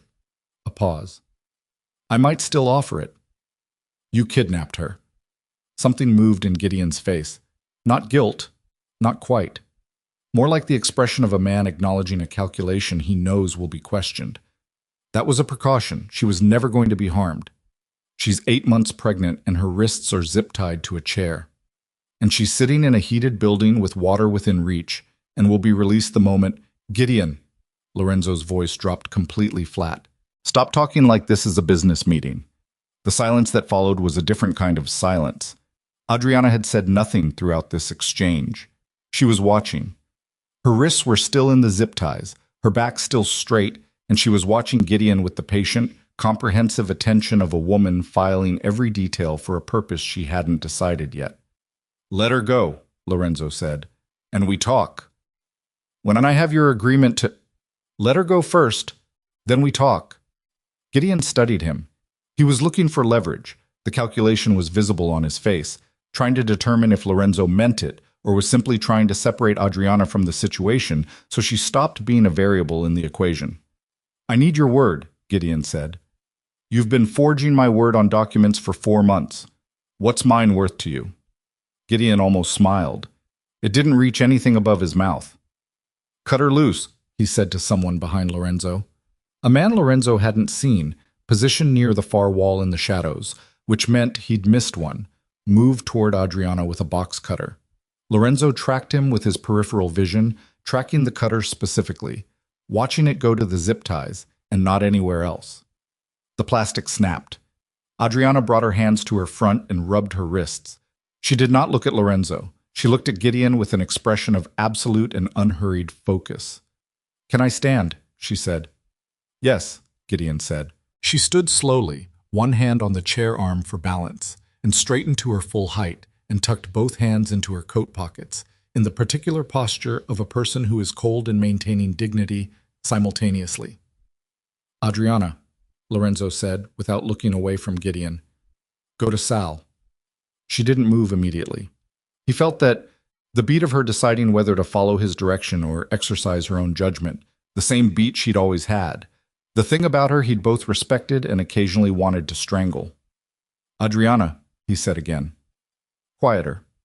She moved, crossed the floor toward Sal's position, unhurried, passing within 6 feet of Gideon, who watched her go without moving. The moment she was behind Sal, something in Lorenzo's chest released approximately 1% of its tension. The remaining 99 stayed exactly where it was. Now, Lorenzo said, you were saying something about a position. Gideon recognized the shift. I was good enough to recognize it. The way Lorenzo's voice had changed when Adriana cleared the space between them, the way the room had subtly rearranged itself. His gun came up. Not all the way. Chest height, pointing between them. Don't, Gideon said. I still have men outside. You have 2 cars, Lorenzo said. Sal's people are handling them. Gideon's eyes moved to Sal. Sal's phone buzzed. He looked at it, gave Lorenzo one short nod. Gideon understood what the nod meant. For the first time, something happened in his face that was not calculation. It arrived fast and left almost immediately. A flicker of something raw crossing the professional surface, there and gone before it could be properly named. What are you going to do? Gideon said. I haven't decided. Lorenzo, I spent 3 years trusting you with the second layer of everything I built. Lorenzo's voice stayed flat. Not loud, not theatrical. The flatness of a man stating facts he wishes weren't facts. I trusted your judgment with my money, my people, my operations. And for 3 years, he paused. How long were you planning it? From the beginning. Gideon said nothing. Nothing. From the day I brought you in. Still nothing, which was itself an answer. Lorenzo had expected that answer. Had suspected it since 2 in the morning when he was going through the layered files. But hearing it confirmed in Gideon's silence was different from suspecting it. It sat differently in the body, heavier, with a different texture. All of it, Lorenzo said. Everything you built in my organization, you were building it for yourself. I was building something better than what you were doing with it. Put the gun down. Not yet. Gideon. Something shifted in Lorenzo's voice. There is no version of this conversation where you leave this warehouse with that weapon in your hand. Think past the next 60 seconds. Gideon's jaw moved. I was doing what Lorenzo had asked, thinking past the next 60 seconds. And he was arriving at the same place Lorenzo had already been. The math was finished. Whatever Gideon had built, however carefully he'd layered it, the architecture required Lorenzo's continued blindness to function. The moment Lorenzo saw through the first layer, the rest had about 48 hours before it collapsed on its own. Gideon had walked into this warehouse tonight, not as a man executing his plan, but as a man buying time. He'd needed 48 hours, maybe 72, and he'd reached for the only pressure point he had. And the pressure point was standing behind Sal Benedetti with her hands in her coat pockets. The gun lowered. Not all the way. To waist height. But it lowered. The accounts, Gideon said. What's already moved is gone. You can't recover it cleanly without exposing the source accounts. I know. The distribution changes. The new personnel. They'll need 6 months to... I know. I can give you the full architecture. Every layer. Names, accounts, the contact at the Calder family. He paused. Everything. In exchange for what? A head start. Lorenzo looked at him. 12 hours, Gideon said. You don't move on me for 12 hours. I'm gone.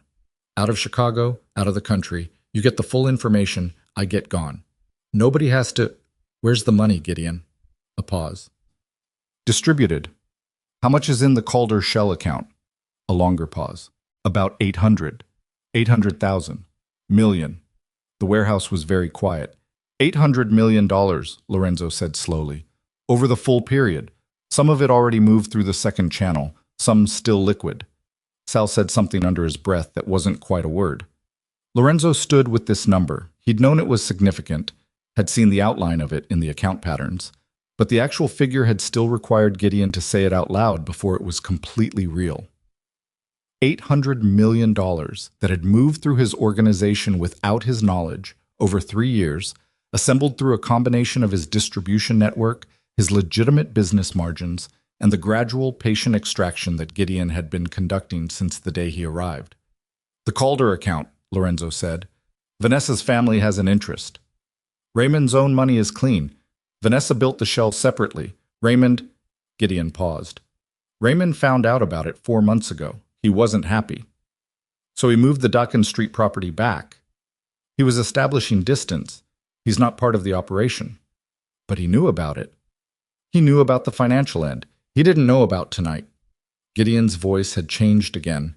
Something was working in it now that hadn't been there before. Not quite remorse. The specific discomfort of a man who has planned around human variables for 3 years and is now confronting one he didn't account for. "He didn't know I'd bring her in." From behind Sal, without any particular emphasis, Adriana said, "My phone is recording this conversation." Everybody in the warehouse went still. She took her right hand out of her coat pocket. She was holding her phone, screened toward Gideon, the recording app visible and running, the timer showing 14 minutes and 37 seconds.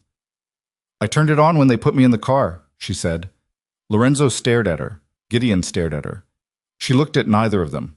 She looked at the phone screen and confirmed the recording was still running, and then put it back in her pocket with the careful movements of a woman who is 8 months pregnant and very tired and has been sitting in a metal chair with her wrists tied for the past 2 hours. "That's admissible," she said, in case anyone was unclear. Gideon's hand tightened on the gun. It came back up. Not waist height, not between them. Up. Full extension, pointed at Lorenzo's chest from 6 feet, and the warehouse suddenly had a different quality of silence, the kind that happens when a room full of people all stop breathing at the same time. "The phone," Gideon said. "No," Adriana said. "Give me the phone, Adriana." "Gideon." Her voice was remarkably even. "I am not giving you the phone, and you are not going to shoot Lorenzo, because if you shoot Lorenzo, you have no leverage, no deal, no head start, and every man in this room with a weapon takes that as their signal." A pause. "You know that." Gideon's face was doing something complicated. "The 12 hours," she said. "He hasn't said no yet." Lorenzo looked at her. She wasn't looking at him. She was watching Gideon with the focused patience of a woman who has made a decision about how this ends and is simply waiting for the other parties to arrive at the same conclusion. "Lorenzo," she said, his name in her mouth, quiet, carrying something he didn't have a word for. "Make the call." He looked at Gideon, at the gun. At the man he'd trusted for 3 years, who had built a 3-year lie around the precise shape of that trust. 12 hours, Lorenzo said. Gideon lowered the gun. "Full accounting," Lorenzo said. "Everything you have. Names, accounts, the contact chain, the shell structure, all of it. Marcus Webb gets it within the hour." "And you don't move until morning." "I said 12 hours. Gideon looked at him for a long moment. Then he looked at Adriana. Something passed through his expression when he looked at her. Not one thing, not cleanly named. The specific look of a man who has built an elaborate structure and is watching the wrong variable bring it down. A pregnant woman with her phone in her pocket. He hadn't planned for her. He'd planned for Lorenzo's pride, Lorenzo's guilt, Lorenzo's empire-first priorities, Lorenzo's ability to choose power over everything that cost him something. He hadn't planned for the woman who had walked away without taking anything, who had built a life in a cold apartment, who had come to a warehouse at midnight because she thought the father of her child was hurt, and who had turned on her recorder in the car before they even got her inside. He put the gun down on the concrete floor, stepped back from it. Sal moved immediately. In the next 3 minutes, the warehouse reorganized itself with the efficient brutality of men who have done this kind of work before. Gideon's remaining personnel separated and secured. The two outside dealt with via Sal's people, documentation demanded and partially produced from the bag Trevor's had been carrying. Lorenzo walked across the floor to Adriana. She was still standing where she'd been, hands back in her coat pockets, watching the room with the same patient, comprehensive attention. Up close, she looked exhausted. The specific exhaustion of a woman 8 months pregnant who has been awake all night and tied to a chair and has still somehow managed to record a confession. "Are you hurt?" he said. "No." She paused. "My wrists are a little... Let me see." She took her hands out of her pockets. He looked at the marks the zip ties had left, red bands on both wrists, one with a small abrasion where the plastic had caught. He looked at them for a moment. "I need to get you to a doctor," he said. "I'm fine." "Adriana." "Anna, the baby's fine. I'm fine. I've been monitoring." She looked at him. "Have you been hit?" He'd forgotten about his face. The open-handed shot from the young heavy-set man had connected cleanly with his cheekbone and was apparently making itself known now because Adriana was looking at it with an expression of focused assessment. "It's nothing," he said. "It's swelling. You need ice." "I need to get you out of this building." "Then let's go." She turned toward the exit and took 2 steps and then stopped. Her hand moved to her abdomen, both hands pressing flat against the sides, a motion that was different from the unconscious reassurance gesture he'd seen before. This was deliberate, checking something. "Adriana, She stopped, breathed. "There's been some pressure for the last hour. I thought it was stress." Lorenzo went completely still. "What kind of pressure?" he said. She turned back toward him. In the warehouse light, her face had gone a different color. "The contracting kind." Lorenzo covered the distance between them in 2 steps. "How far apart?" he said. "I don't know. I didn't—" Another breath, shorter. "I was a little distracted." "Sal," Lorenzo said loudly. "Car, now." "I'm probably fine," Adriana said. "First-time mothers often have, you are 8 months pregnant, and you have been under extreme physical stress for the last 3 hours, and we are going to the hospital right now."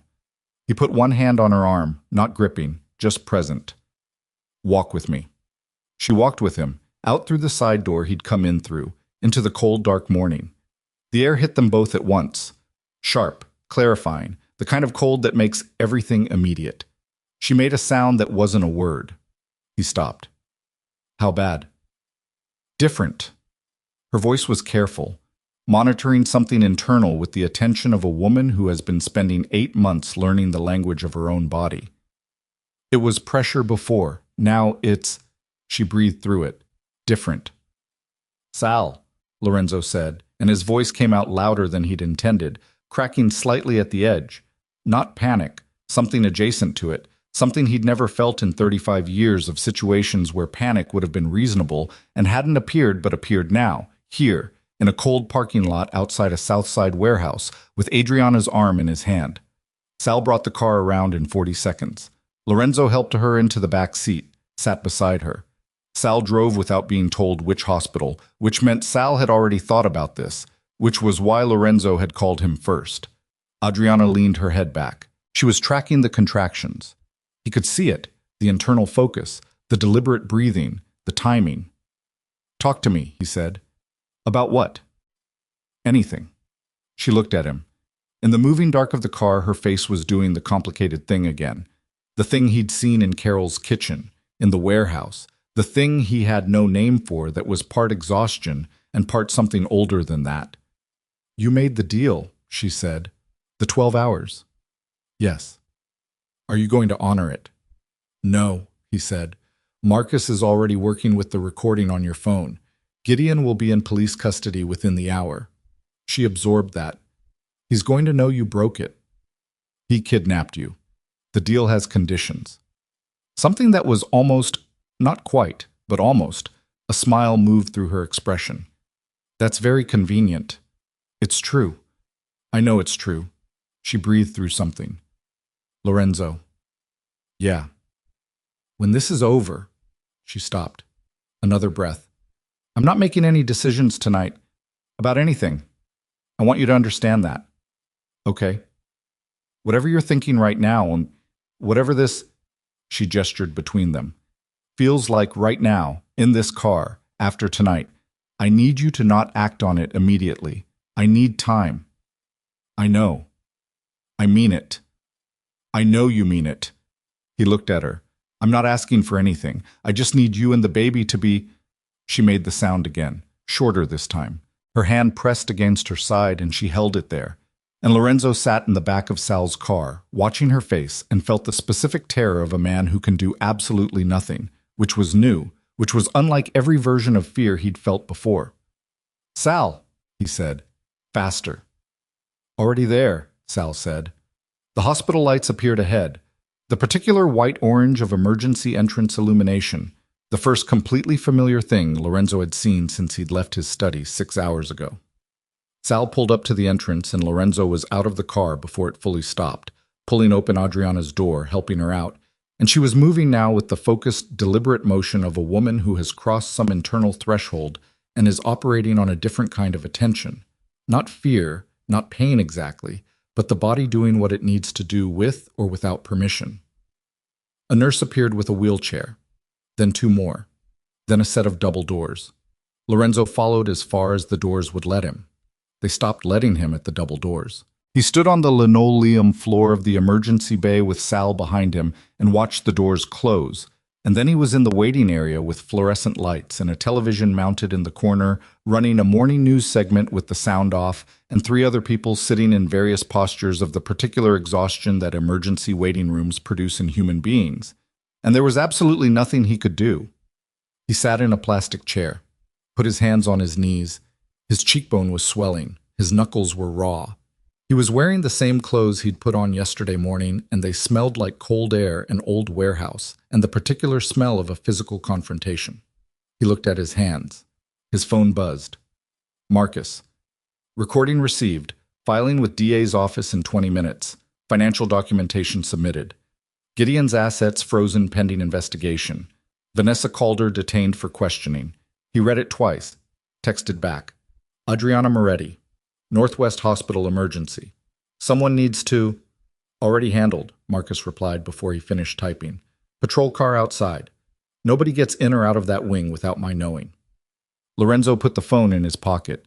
He looked at the double doors. Behind them, somewhere in the organized urgency of a hospital at 5 in the morning, was the woman he had thrown away and the child he hadn't known about, and the entirely possible future he had spent months forfeiting piece by piece by being exactly the kind of man he had always been.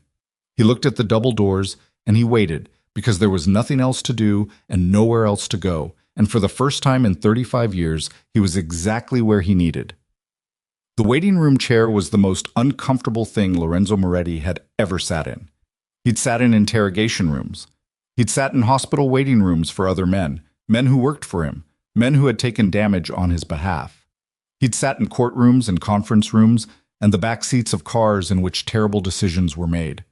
He had never sat in a chair that cost him this much to stay in. He stayed in it. Sal sat 2 chairs down with a coffee from the vending machine that he didn't drink, just held, a man providing presence without imposing it. That was Sal's particular skill. He occupied space without requiring anything from it. Lorenzo had always appreciated that about him and had never said so. The television in the corner ran weather, then traffic, then weather again. At 6:14 in the morning, a nurse came through the double doors and looked at Lorenzo with the efficient assessment of someone who has learned to read waiting rooms quickly. Mr. Moretti. He stood, too fast. His knees registered the hours in the plastic chair and the physical events of the warehouse, and he stood anyway. She's stable, the nurse said. The contractions were real, but they've slowed with medication. We're monitoring. A pause. She's asking for you. Something moved through his chest that he didn't examine. The baby, he said, still in. Heartbeat is strong. The nurse's expression was the professional warmth of someone who delivers this kind of news multiple times a day and has not become indifferent to it, which Lorenzo found, in this moment, unexpectedly significant. She's 34 weeks. We'd like her to hold on longer, but if the baby comes now, the outcomes are generally very good. Generally, he said. Very good, she repeated, with the specific emphasis of a woman who will not give him more certainty than she has. Come on. He followed her through the double doors. The corridor was the particular pale green of hospital hallways that haven't been renovated since the 90s, lit with fluorescence that made everyone look slightly ill. His footsteps on the linoleum were louder than he wanted them to be. He passed a nurse's station, a supply closet, 3 rooms with closed doors, and then the nurse stopped at a door that was partially open and looked at him with an expression that communicated, without words, that whatever happened in this room was between the 2 of them and not her business. He pushed the door open. Adriana was in the bed with the head elevated, wearing a hospital gown over what he could see was still her own shirt underneath. She'd refused to give up the whole layer, which was so precisely her that it almost made him laugh. She had monitors attached, an IV in her left arm. Her hair was pulled back with something she'd found or borrowed, and her wrists had been wrapped lightly where the zip ties had marked her. She looked at him when he came in. "You look terrible," she said. "I know. Sit down before you fall down." There was one chair in the room, positioned beside the bed for exactly this purpose. He sat in it. It was marginally less uncomfortable than the waiting room chair. He put his forearms on his knees and looked at her. "How bad is the pain?" he said. "Managed. The medication helps." She looked at the monitors for a moment, then back at him. "They said another few hours and they'll know whether it's stopping or progressing. Either way," she exhaled. "Either way, she's coming soon." "She," Lorenzo said. Adriana looked at him. "I found out 3 months ago. I was going to—" A pause. "I hadn't decided how to tell you." A daughter. He sat with that. A daughter, and he had been sitting in a warehouse parking lot at 4 in the morning while her mother was inside with her wrists tied to a chair. "I'm sorry," he said. She looked at him for a moment. "For tonight or for everything?" "For everything. Tonight is part of everything." She looked at the window. It was getting light outside. The particular tentative light of a November morning in Chicago that comes in thin and gray and doesn't commit to anything. She watched it for a while and he let her. "The recording," she said. "Marcus called. He said it's enough. It's more than enough. Gideon's accounts, the shell structure, the Calder connection, all of it's documented. The DA's office is moving fast because of the kidnapping charge. That makes everything else easier to prosecute." Vanessa. "Detained. Her attorneys are already involved. She'll try to negotiate. She has information about the Calder family's involvement that the DA wants. She'll probably get a deal that feels insufficient." He paused. "But the charges against you, the fabricated evidence, the account trail. Marcus has already filed the documentation to have all of it formally withdrawn. By end of week, there won't be a record of it." Adriana nodded slowly. She was looking at the window again. "I keep thinking about something," she said. "She told me. In the warehouse before you got there. Vanessa. She sat down across from me and she talked." A pause. "She told me about the plan, the affair, the evidence, the financial operation. She told me that I was supposed to be a distraction, and instead I became a complication by leaving too quietly." She turned from the window. She wasn't gloating. That's the thing. She wasn't rubbing it in. She was— A pause.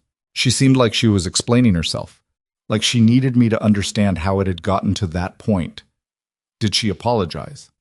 "No, it wasn't an apology. It was—" Adriana thought about it. It was like she was surprised by the distance between what she'd planned and what it actually cost. She hadn't planned on caring what it cost. And then somewhere in the middle of it she did, and she didn't know what to do with that. Lorenzo said nothing. "I recorded her too," Adriana said.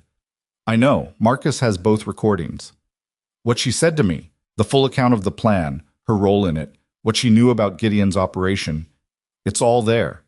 She looked at him. "I turned the recorder on in the car before they brought me inside. I kept thinking, whatever happens tonight, there needs to be a record. Someone needs to know what actually happened." A pause. "Someone needed to know I didn't steal anything." Her voice on the last sentence was careful in the way of something that has been held carefully for a long time. "I know you didn't," he said. "You believed her when she told you I did." "Yes."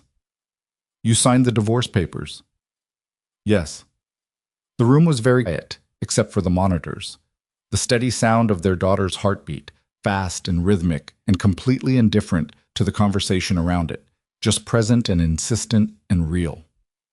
"I needed you to believe me over her," Adriana said, "and you didn't. No. That's what I couldn't get past. Not the affair, not even the divorce." She looked at him steadily. "You'd known me for 4 years. She'd known you for 3 months. And when it came down to it, I chose what was easier to believe," he said.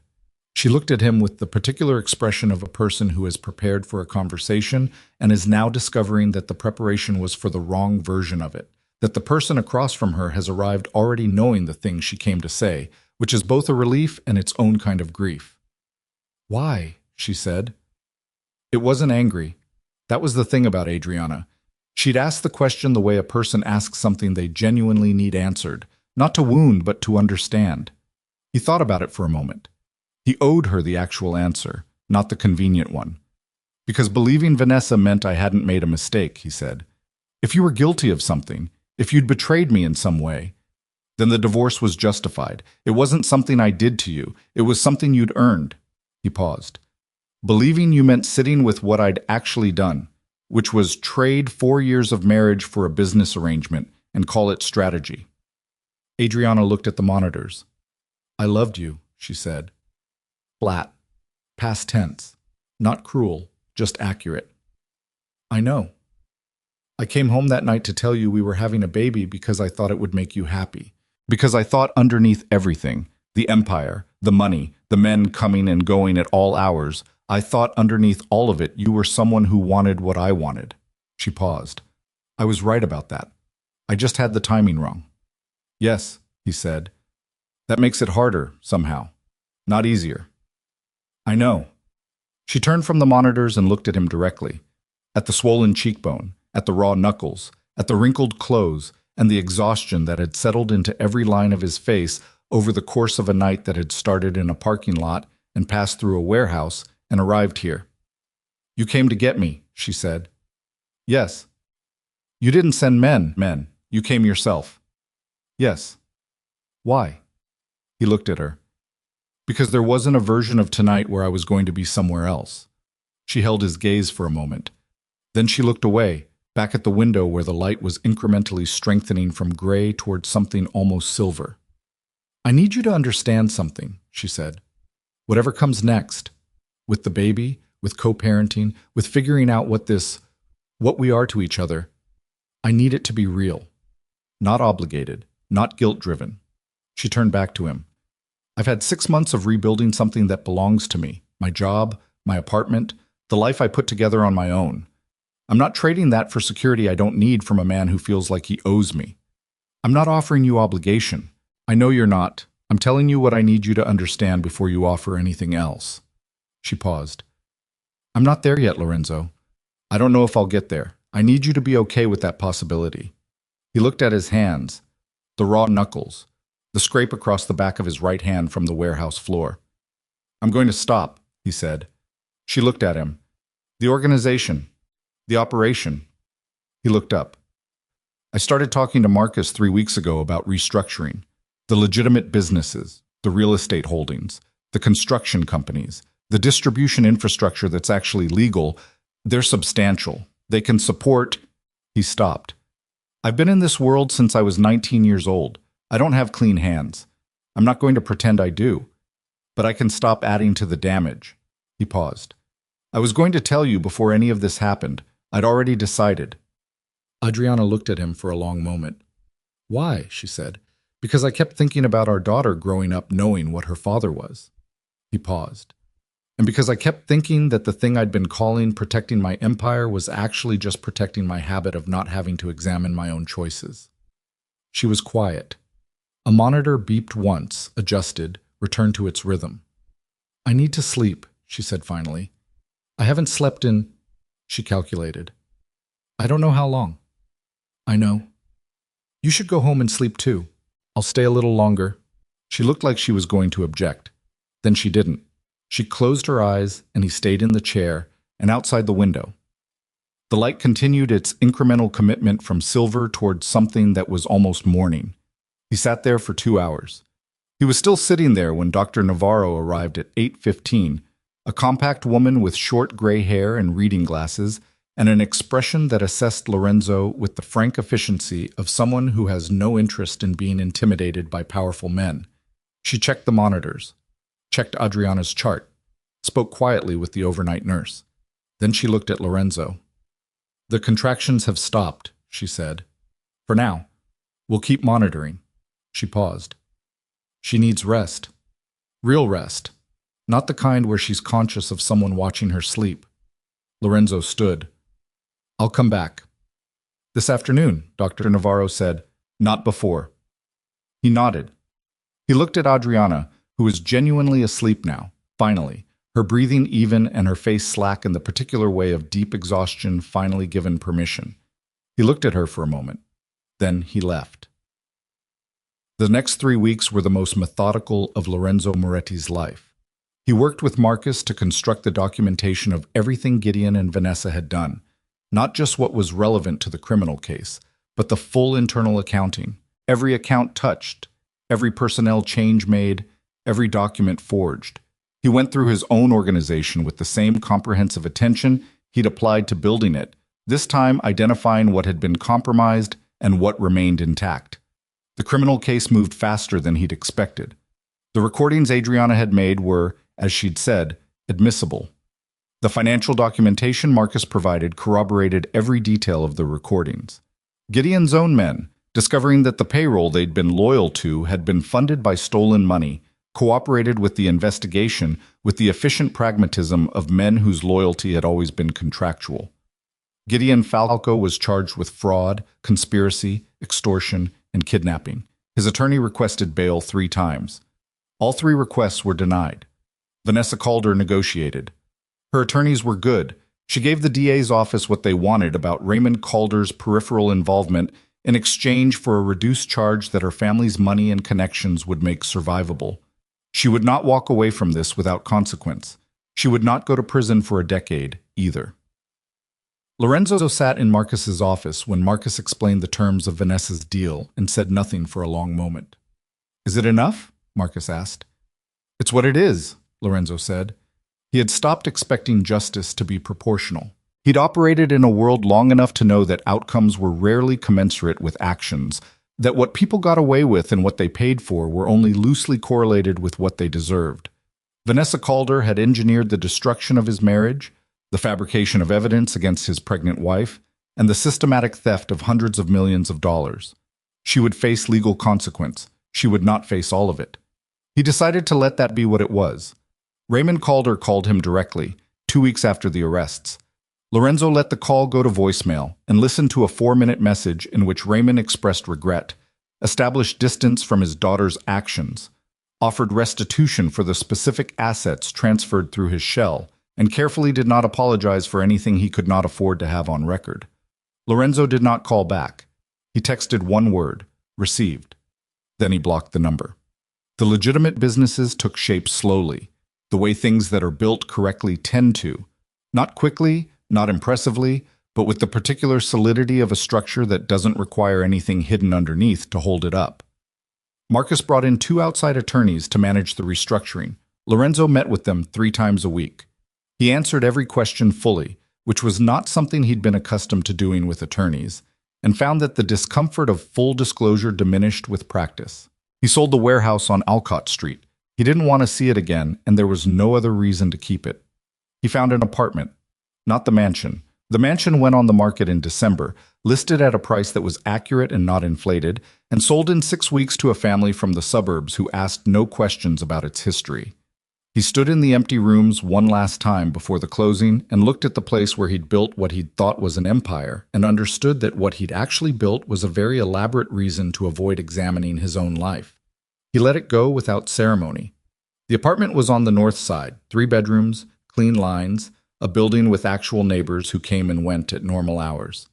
He furnished it gradually, without help, which meant it was imperfect and inconsistent and looked like it belonged to him. He called Adriana every 2 days. She answered when she wanted to. She didn't answer when she didn't. He never left more than 1 message before waiting for her to call back. She always called back. Their conversations were functional at first. Logistics of the case, updates from Marcus, the baby's progress. Dr. Navarro had extended the pregnancy 3 weeks past the warehouse night through medication and strict rest, which Adriana observed with imperfect compliance and considerable irritation. "She wants me to stay in bed," Adriana told him during one of their calls. "For someone who has been running her own life for 6 months, this is—" "Adriana." I know. A pause. "I'm staying in bed." "Good. It's very boring." "I know. I've read 4 books." "What were they?" She told him. He hadn't read any of them. She summarized 2 of them in enough detail that he felt he'd read them, which was the thing about Adriana. She'd always had the ability to make the inside of her mind feel like a place worth visiting. He'd forgotten that. He'd been remembering it, 1 phone call at a time. Julian arrived on a Thursday. Not Julian yet. That came later. She arrived at 37 weeks, 6 pounds and 4 ounces, with the focused outrage of a person who has been interrupted mid-preparation, and she was healthy, and Adriana was healthy, and Lorenzo was in the waiting room for 4.5 hours before a nurse came through the double doors with the expression of someone delivering information she already knew would matter. He stood up again. Same motion, same knees, same fluorescent light. "They're both fine," the nurse said. "She's asking for you." He walked through the double doors. Adriana was sitting up in the hospital bed with their daughter against her chest, small and red-faced and ferociously awake, wrapped in a hospital blanket. She looked up when Lorenzo came in, and for a moment her face was completely unguarded. The exhaustion, the relief, the particular overwhelming quality of the thing that had just happened to her. And he stood in the doorway and looked at both of them and felt something move through him that he didn't try to name or manage. He sat in the chair beside the bed. "She doesn't look pleased," he said. "She's adjusting." Adriana shifted the baby slightly. "Do you want to hold her?" He looked at his hands. The knuckles had healed. The scrape was gone. They were just his hands, the hands of a man who had spent his life doing things with them that he couldn't fully account for. "Yes," he said. Adriana passed the baby to him with the careful, deliberate movement of a woman who has been holding something very important and is making a considered decision about trust. He took his daughter, took her fully, both hands, the slight weight of her settling against his chest, and she looked up at him with the unfocused, ancient stare of someone newly arrived in the world who has not yet learned to be impressed by anything. He sat with her in the chair and didn't say anything for a long time. "Julian," Adriana said. "I've been thinking, Julian." He looked up. "I know it's unusual for a girl," she said, "but I've been thinking about it for months, and it's the only name that—" A pause. "It's the only name that feels like her." "Julian," he said. He looked down at his daughter, who had closed her eyes with the abrupt decisiveness of a person who has assessed the situation and determined that sleep is the correct response. "Julian," he said again. "Yeah, okay." Adriana leaned back against her pillows. She looked at him holding the baby with an expression he'd stopped trying to interpret and started trying to simply observe. Whatever it contained was hers, and it was complex, and it was real, and it didn't require translation. "I'm still not making any decisions," she said, "about anything." "I know.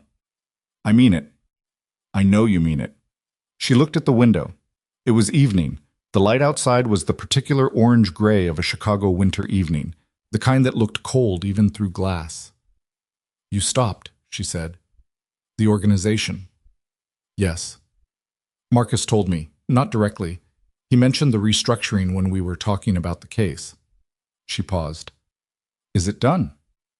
"As done as something like that gets. The illegal operations are gone. The people who needed to be handed to the authorities have been. The legitimate businesses are under independent management." He paused. "There's money, clean money, enough that Julian doesn't have to worry about anything." "She's going to worry about everything," Adriana said. "That's just how people are." "I know." A beat. "I'm not going to chase you," he said. "I want you to know that. Whatever you decide, whether you want me in your life as Julian's father and nothing else, or whether at some point you want to see if there's something that's worth building. I'm not going to pressure you. I'm not going to use Julian as leverage, and I'm not going to use money as leverage, and I'm not going to use guilt as leverage." He looked at his daughter's sleeping face. "I'm just going to be around, doing the work, not asking for anything before I've earned it." Adriana was quiet for a moment. "That's what I needed to hear," she said.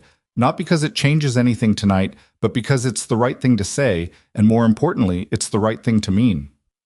"I mean it." "I know." She looked at him with the complicated expression. "I know you do." Julian made a small sound in his arms. Not a cry. Something smaller, a sound of adjustment, the sound of a person making themselves comfortable in a situation that is new and will take some time to learn. Lorenzo shifted his hold slightly to accommodate it. The room was quiet except for the monitors, which had been reassuring him for the last several minutes in their steady, rhythmic language that everything was as it should be. "You can come to the 6-week appointment," Adriana said, "if you want." "I want. And the pediatrician, Dr. Navarro, has a recommendation." "I'll be there." "I know." She closed her eyes. She's going to need her own people. Not yours, not whatever's left of the network. Just a normal pediatrician who doesn't know what her father used to do. Already done, he said. I found someone in Lincoln Square. Marcus ran a background check. She opened one eye. You had your attorney run a background check on a pediatrician. Old habits. Lorenzo. The doctor is clean. Very good reviews. She closed her eye again. Something happened at the corner of her mouth that was so close to a smile he decided to count it. The months that followed were not a redemption story. Lorenzo had lived long enough to be suspicious of those.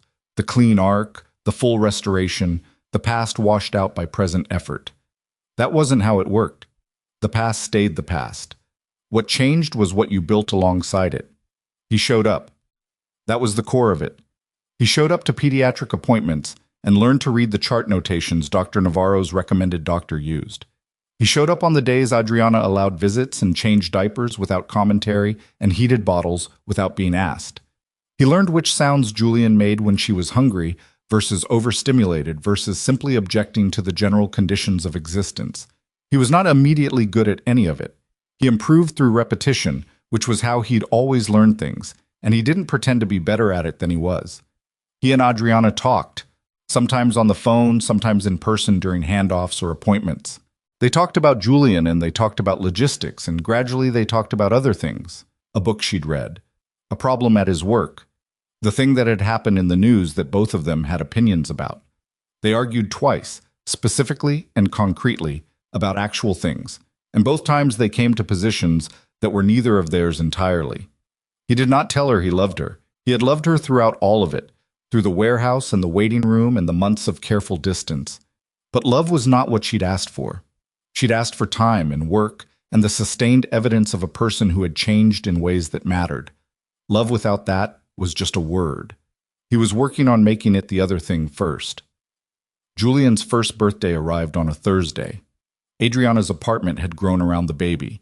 A crib in the bedroom, a bouncer in the living room, a collection of small cloth books on the coffee table, and a mobile that played a song Lorenzo had learned all the words to despite himself. She'd moved to a slightly larger place 6 months after Julian's birth, still on the north side, still the kind of building where nobody knew anyone else's business, but with a second bedroom now and reliable heat and a lock on the bathroom door that worked. The birthday party was small. Carol, Dr. Navarro, 2 women from Adriana's office, Sal and his wife, who had arrived with a gift wrapped in paper covered in small animals. Julian accepted the attention with the serious, evaluative expression she'd been developing since birth, occasionally rewarding the room with a smile that was so complete it made adults behave strangely. Lorenzo arrived on time. He sat where he was put, which was on the floor beside Julian's activity mat, where Julian was conducting experiments with a wooden block. He participated in the singing without excellence but with full commitment. He ate cake. He talked to Carol, who still didn't like him and had stopped pretending otherwise, which he had come to respect. The guests left gradually through the early evening. Carol last, with a look at Lorenzo that communicated her continued surveillance without requiring words. Adriana cleaned up in the kitchen. Lorenzo sat on the floor with Julian, who had reached her daily limit of stimulation and was leaning heavily against his knee with the particular boneless quality of a child on the edge of sleep. He heard the kitchen sound slow and then stop. Then Adriana came into the living room and sat on the couch behind him. Not beside him, just near him, with Julian between them in the geography of the room. Julian put her face against Lorenzo's knee and closed her eyes. "She's going to be out in 4 minutes," Adriana said. "I know, I can take her to the crib." In a minute, they sat in the quiet of the apartment with the birthday wrapping paper folded on the table and the remnants of the cake in the kitchen and the small sounds of a child falling asleep between them. "Marcus called me last week," Adriana said. "I know." He said the restructuring is complete. The last of the illegal operations, the final distribution line, handed over. 2 weeks ago. He said the clean assets are substantial. They are. She was quiet for a moment. He said you've been consulting, corporate security, using what you know about how criminal operations are structured to help legitimate companies identify vulnerabilities. It's work I'm good at. I know. She paused. Is it enough? For you? He looked at Julian's sleeping face. The small nose, the dark eyelashes, the absolute trust of a child asleep against someone's leg. "It's more than enough," he said. Another pause. "I've been thinking," Adriana said. He waited. "I'm not the same person I was when we were married," she said. "I want you to be clear about that. The person whatever this is, whatever you're building toward, it's not going to end up back where it started. She doesn't exist anymore. There's this person now, and this person has a different set of requirements. I know that. She doesn't compromise on her apartment, or her job, or her own money. I know. She needs someone who treats her like a full person and not a component of someone else's operation. I know, Adriana. And I'm a pause, a breath. I'm tired of being alone. Not desperate, not willing to accept less than I should, just another pause. Tired." He turned to look at her. She was sitting on the couch with her feet tucked under her and her arms around her knees, watching him with the complicated expression. The one he'd stopped trying to translate and had started simply trusting was saying something real, even when he couldn't read all of it. "I'm not asking you to decide tonight," he said. "I know you're not." She looked at Julian. "I'm not deciding tonight." A pause. "I'm just—" She searched for the word, didn't find the exact one. "I'm acknowledging that there's something to decide." He turned back to Julian, who was entirely asleep now, her small chest rising and falling against his knee with the luxurious regularity of someone who trusts completely that the world will still be there when she wakes up. "That's enough," he said, and he meant it. Not as resignation, not as settling for less than he wanted, but as a genuine statement about what was true. This moment, this room, his daughter asleep against his leg, and Adriana 4 feet away on the couch with her arms around her knees, acknowledging something. This was enough. This was more than he'd had any right to expect, given what he'd done and who he'd been, and he was not going to reach past it for something that would come or wouldn't in its own time. He picked Julian up carefully. She didn't wake. He carried her to the bedroom and put her in the crib the way he'd learned to do it. One hand supporting the head, slow transfer, weight distributed before the hand's release. He stood for a moment looking down at her in the dark. Then he went back to the living room. Adriana had moved. She was standing at the window now, looking out at the street below, the city lights making a kind of amber haze against the winter sky. He stood in the doorway for a moment and looked at her, looking at the city. The back of her, the set of her shoulders, the particular way she stood when she was thinking about something she hadn't resolved. "I should go," he said. She turned from the window. "You don't have to," she said. "If you don't want to." He looked at her. She looked back. "I'll make coffee," she said. "If you want, we can talk. Or not talk. Just—" She stopped. Exhaled. "Just be here for a little while." He came into the room. He sat on the couch where she'd been sitting, and she went to the kitchen, and he heard the particular sounds of her making coffee, the cabinet, the water, the machine beginning its work, and he leaned back and looked at the ceiling of the apartment that was hers, that smelled like her and Julian's baby shampoo and the remnants of birthday cake, and he felt the specific quality of a moment that doesn't ask you to be anything other than what you are. She came back with 2 cups, set one on the table in front of him, sat at the other end of the couch, not at the far end, but not close, the distance of 2 people who have not yet decided what kind of distance is right. He wrapped his hands around the cup. She wrapped hers around hers. Outside, Chicago continued its business. Sirens somewhere distant, traffic, the ambient sound of a city that doesn't stop for individual stories, that contains all of them simultaneously and moves on.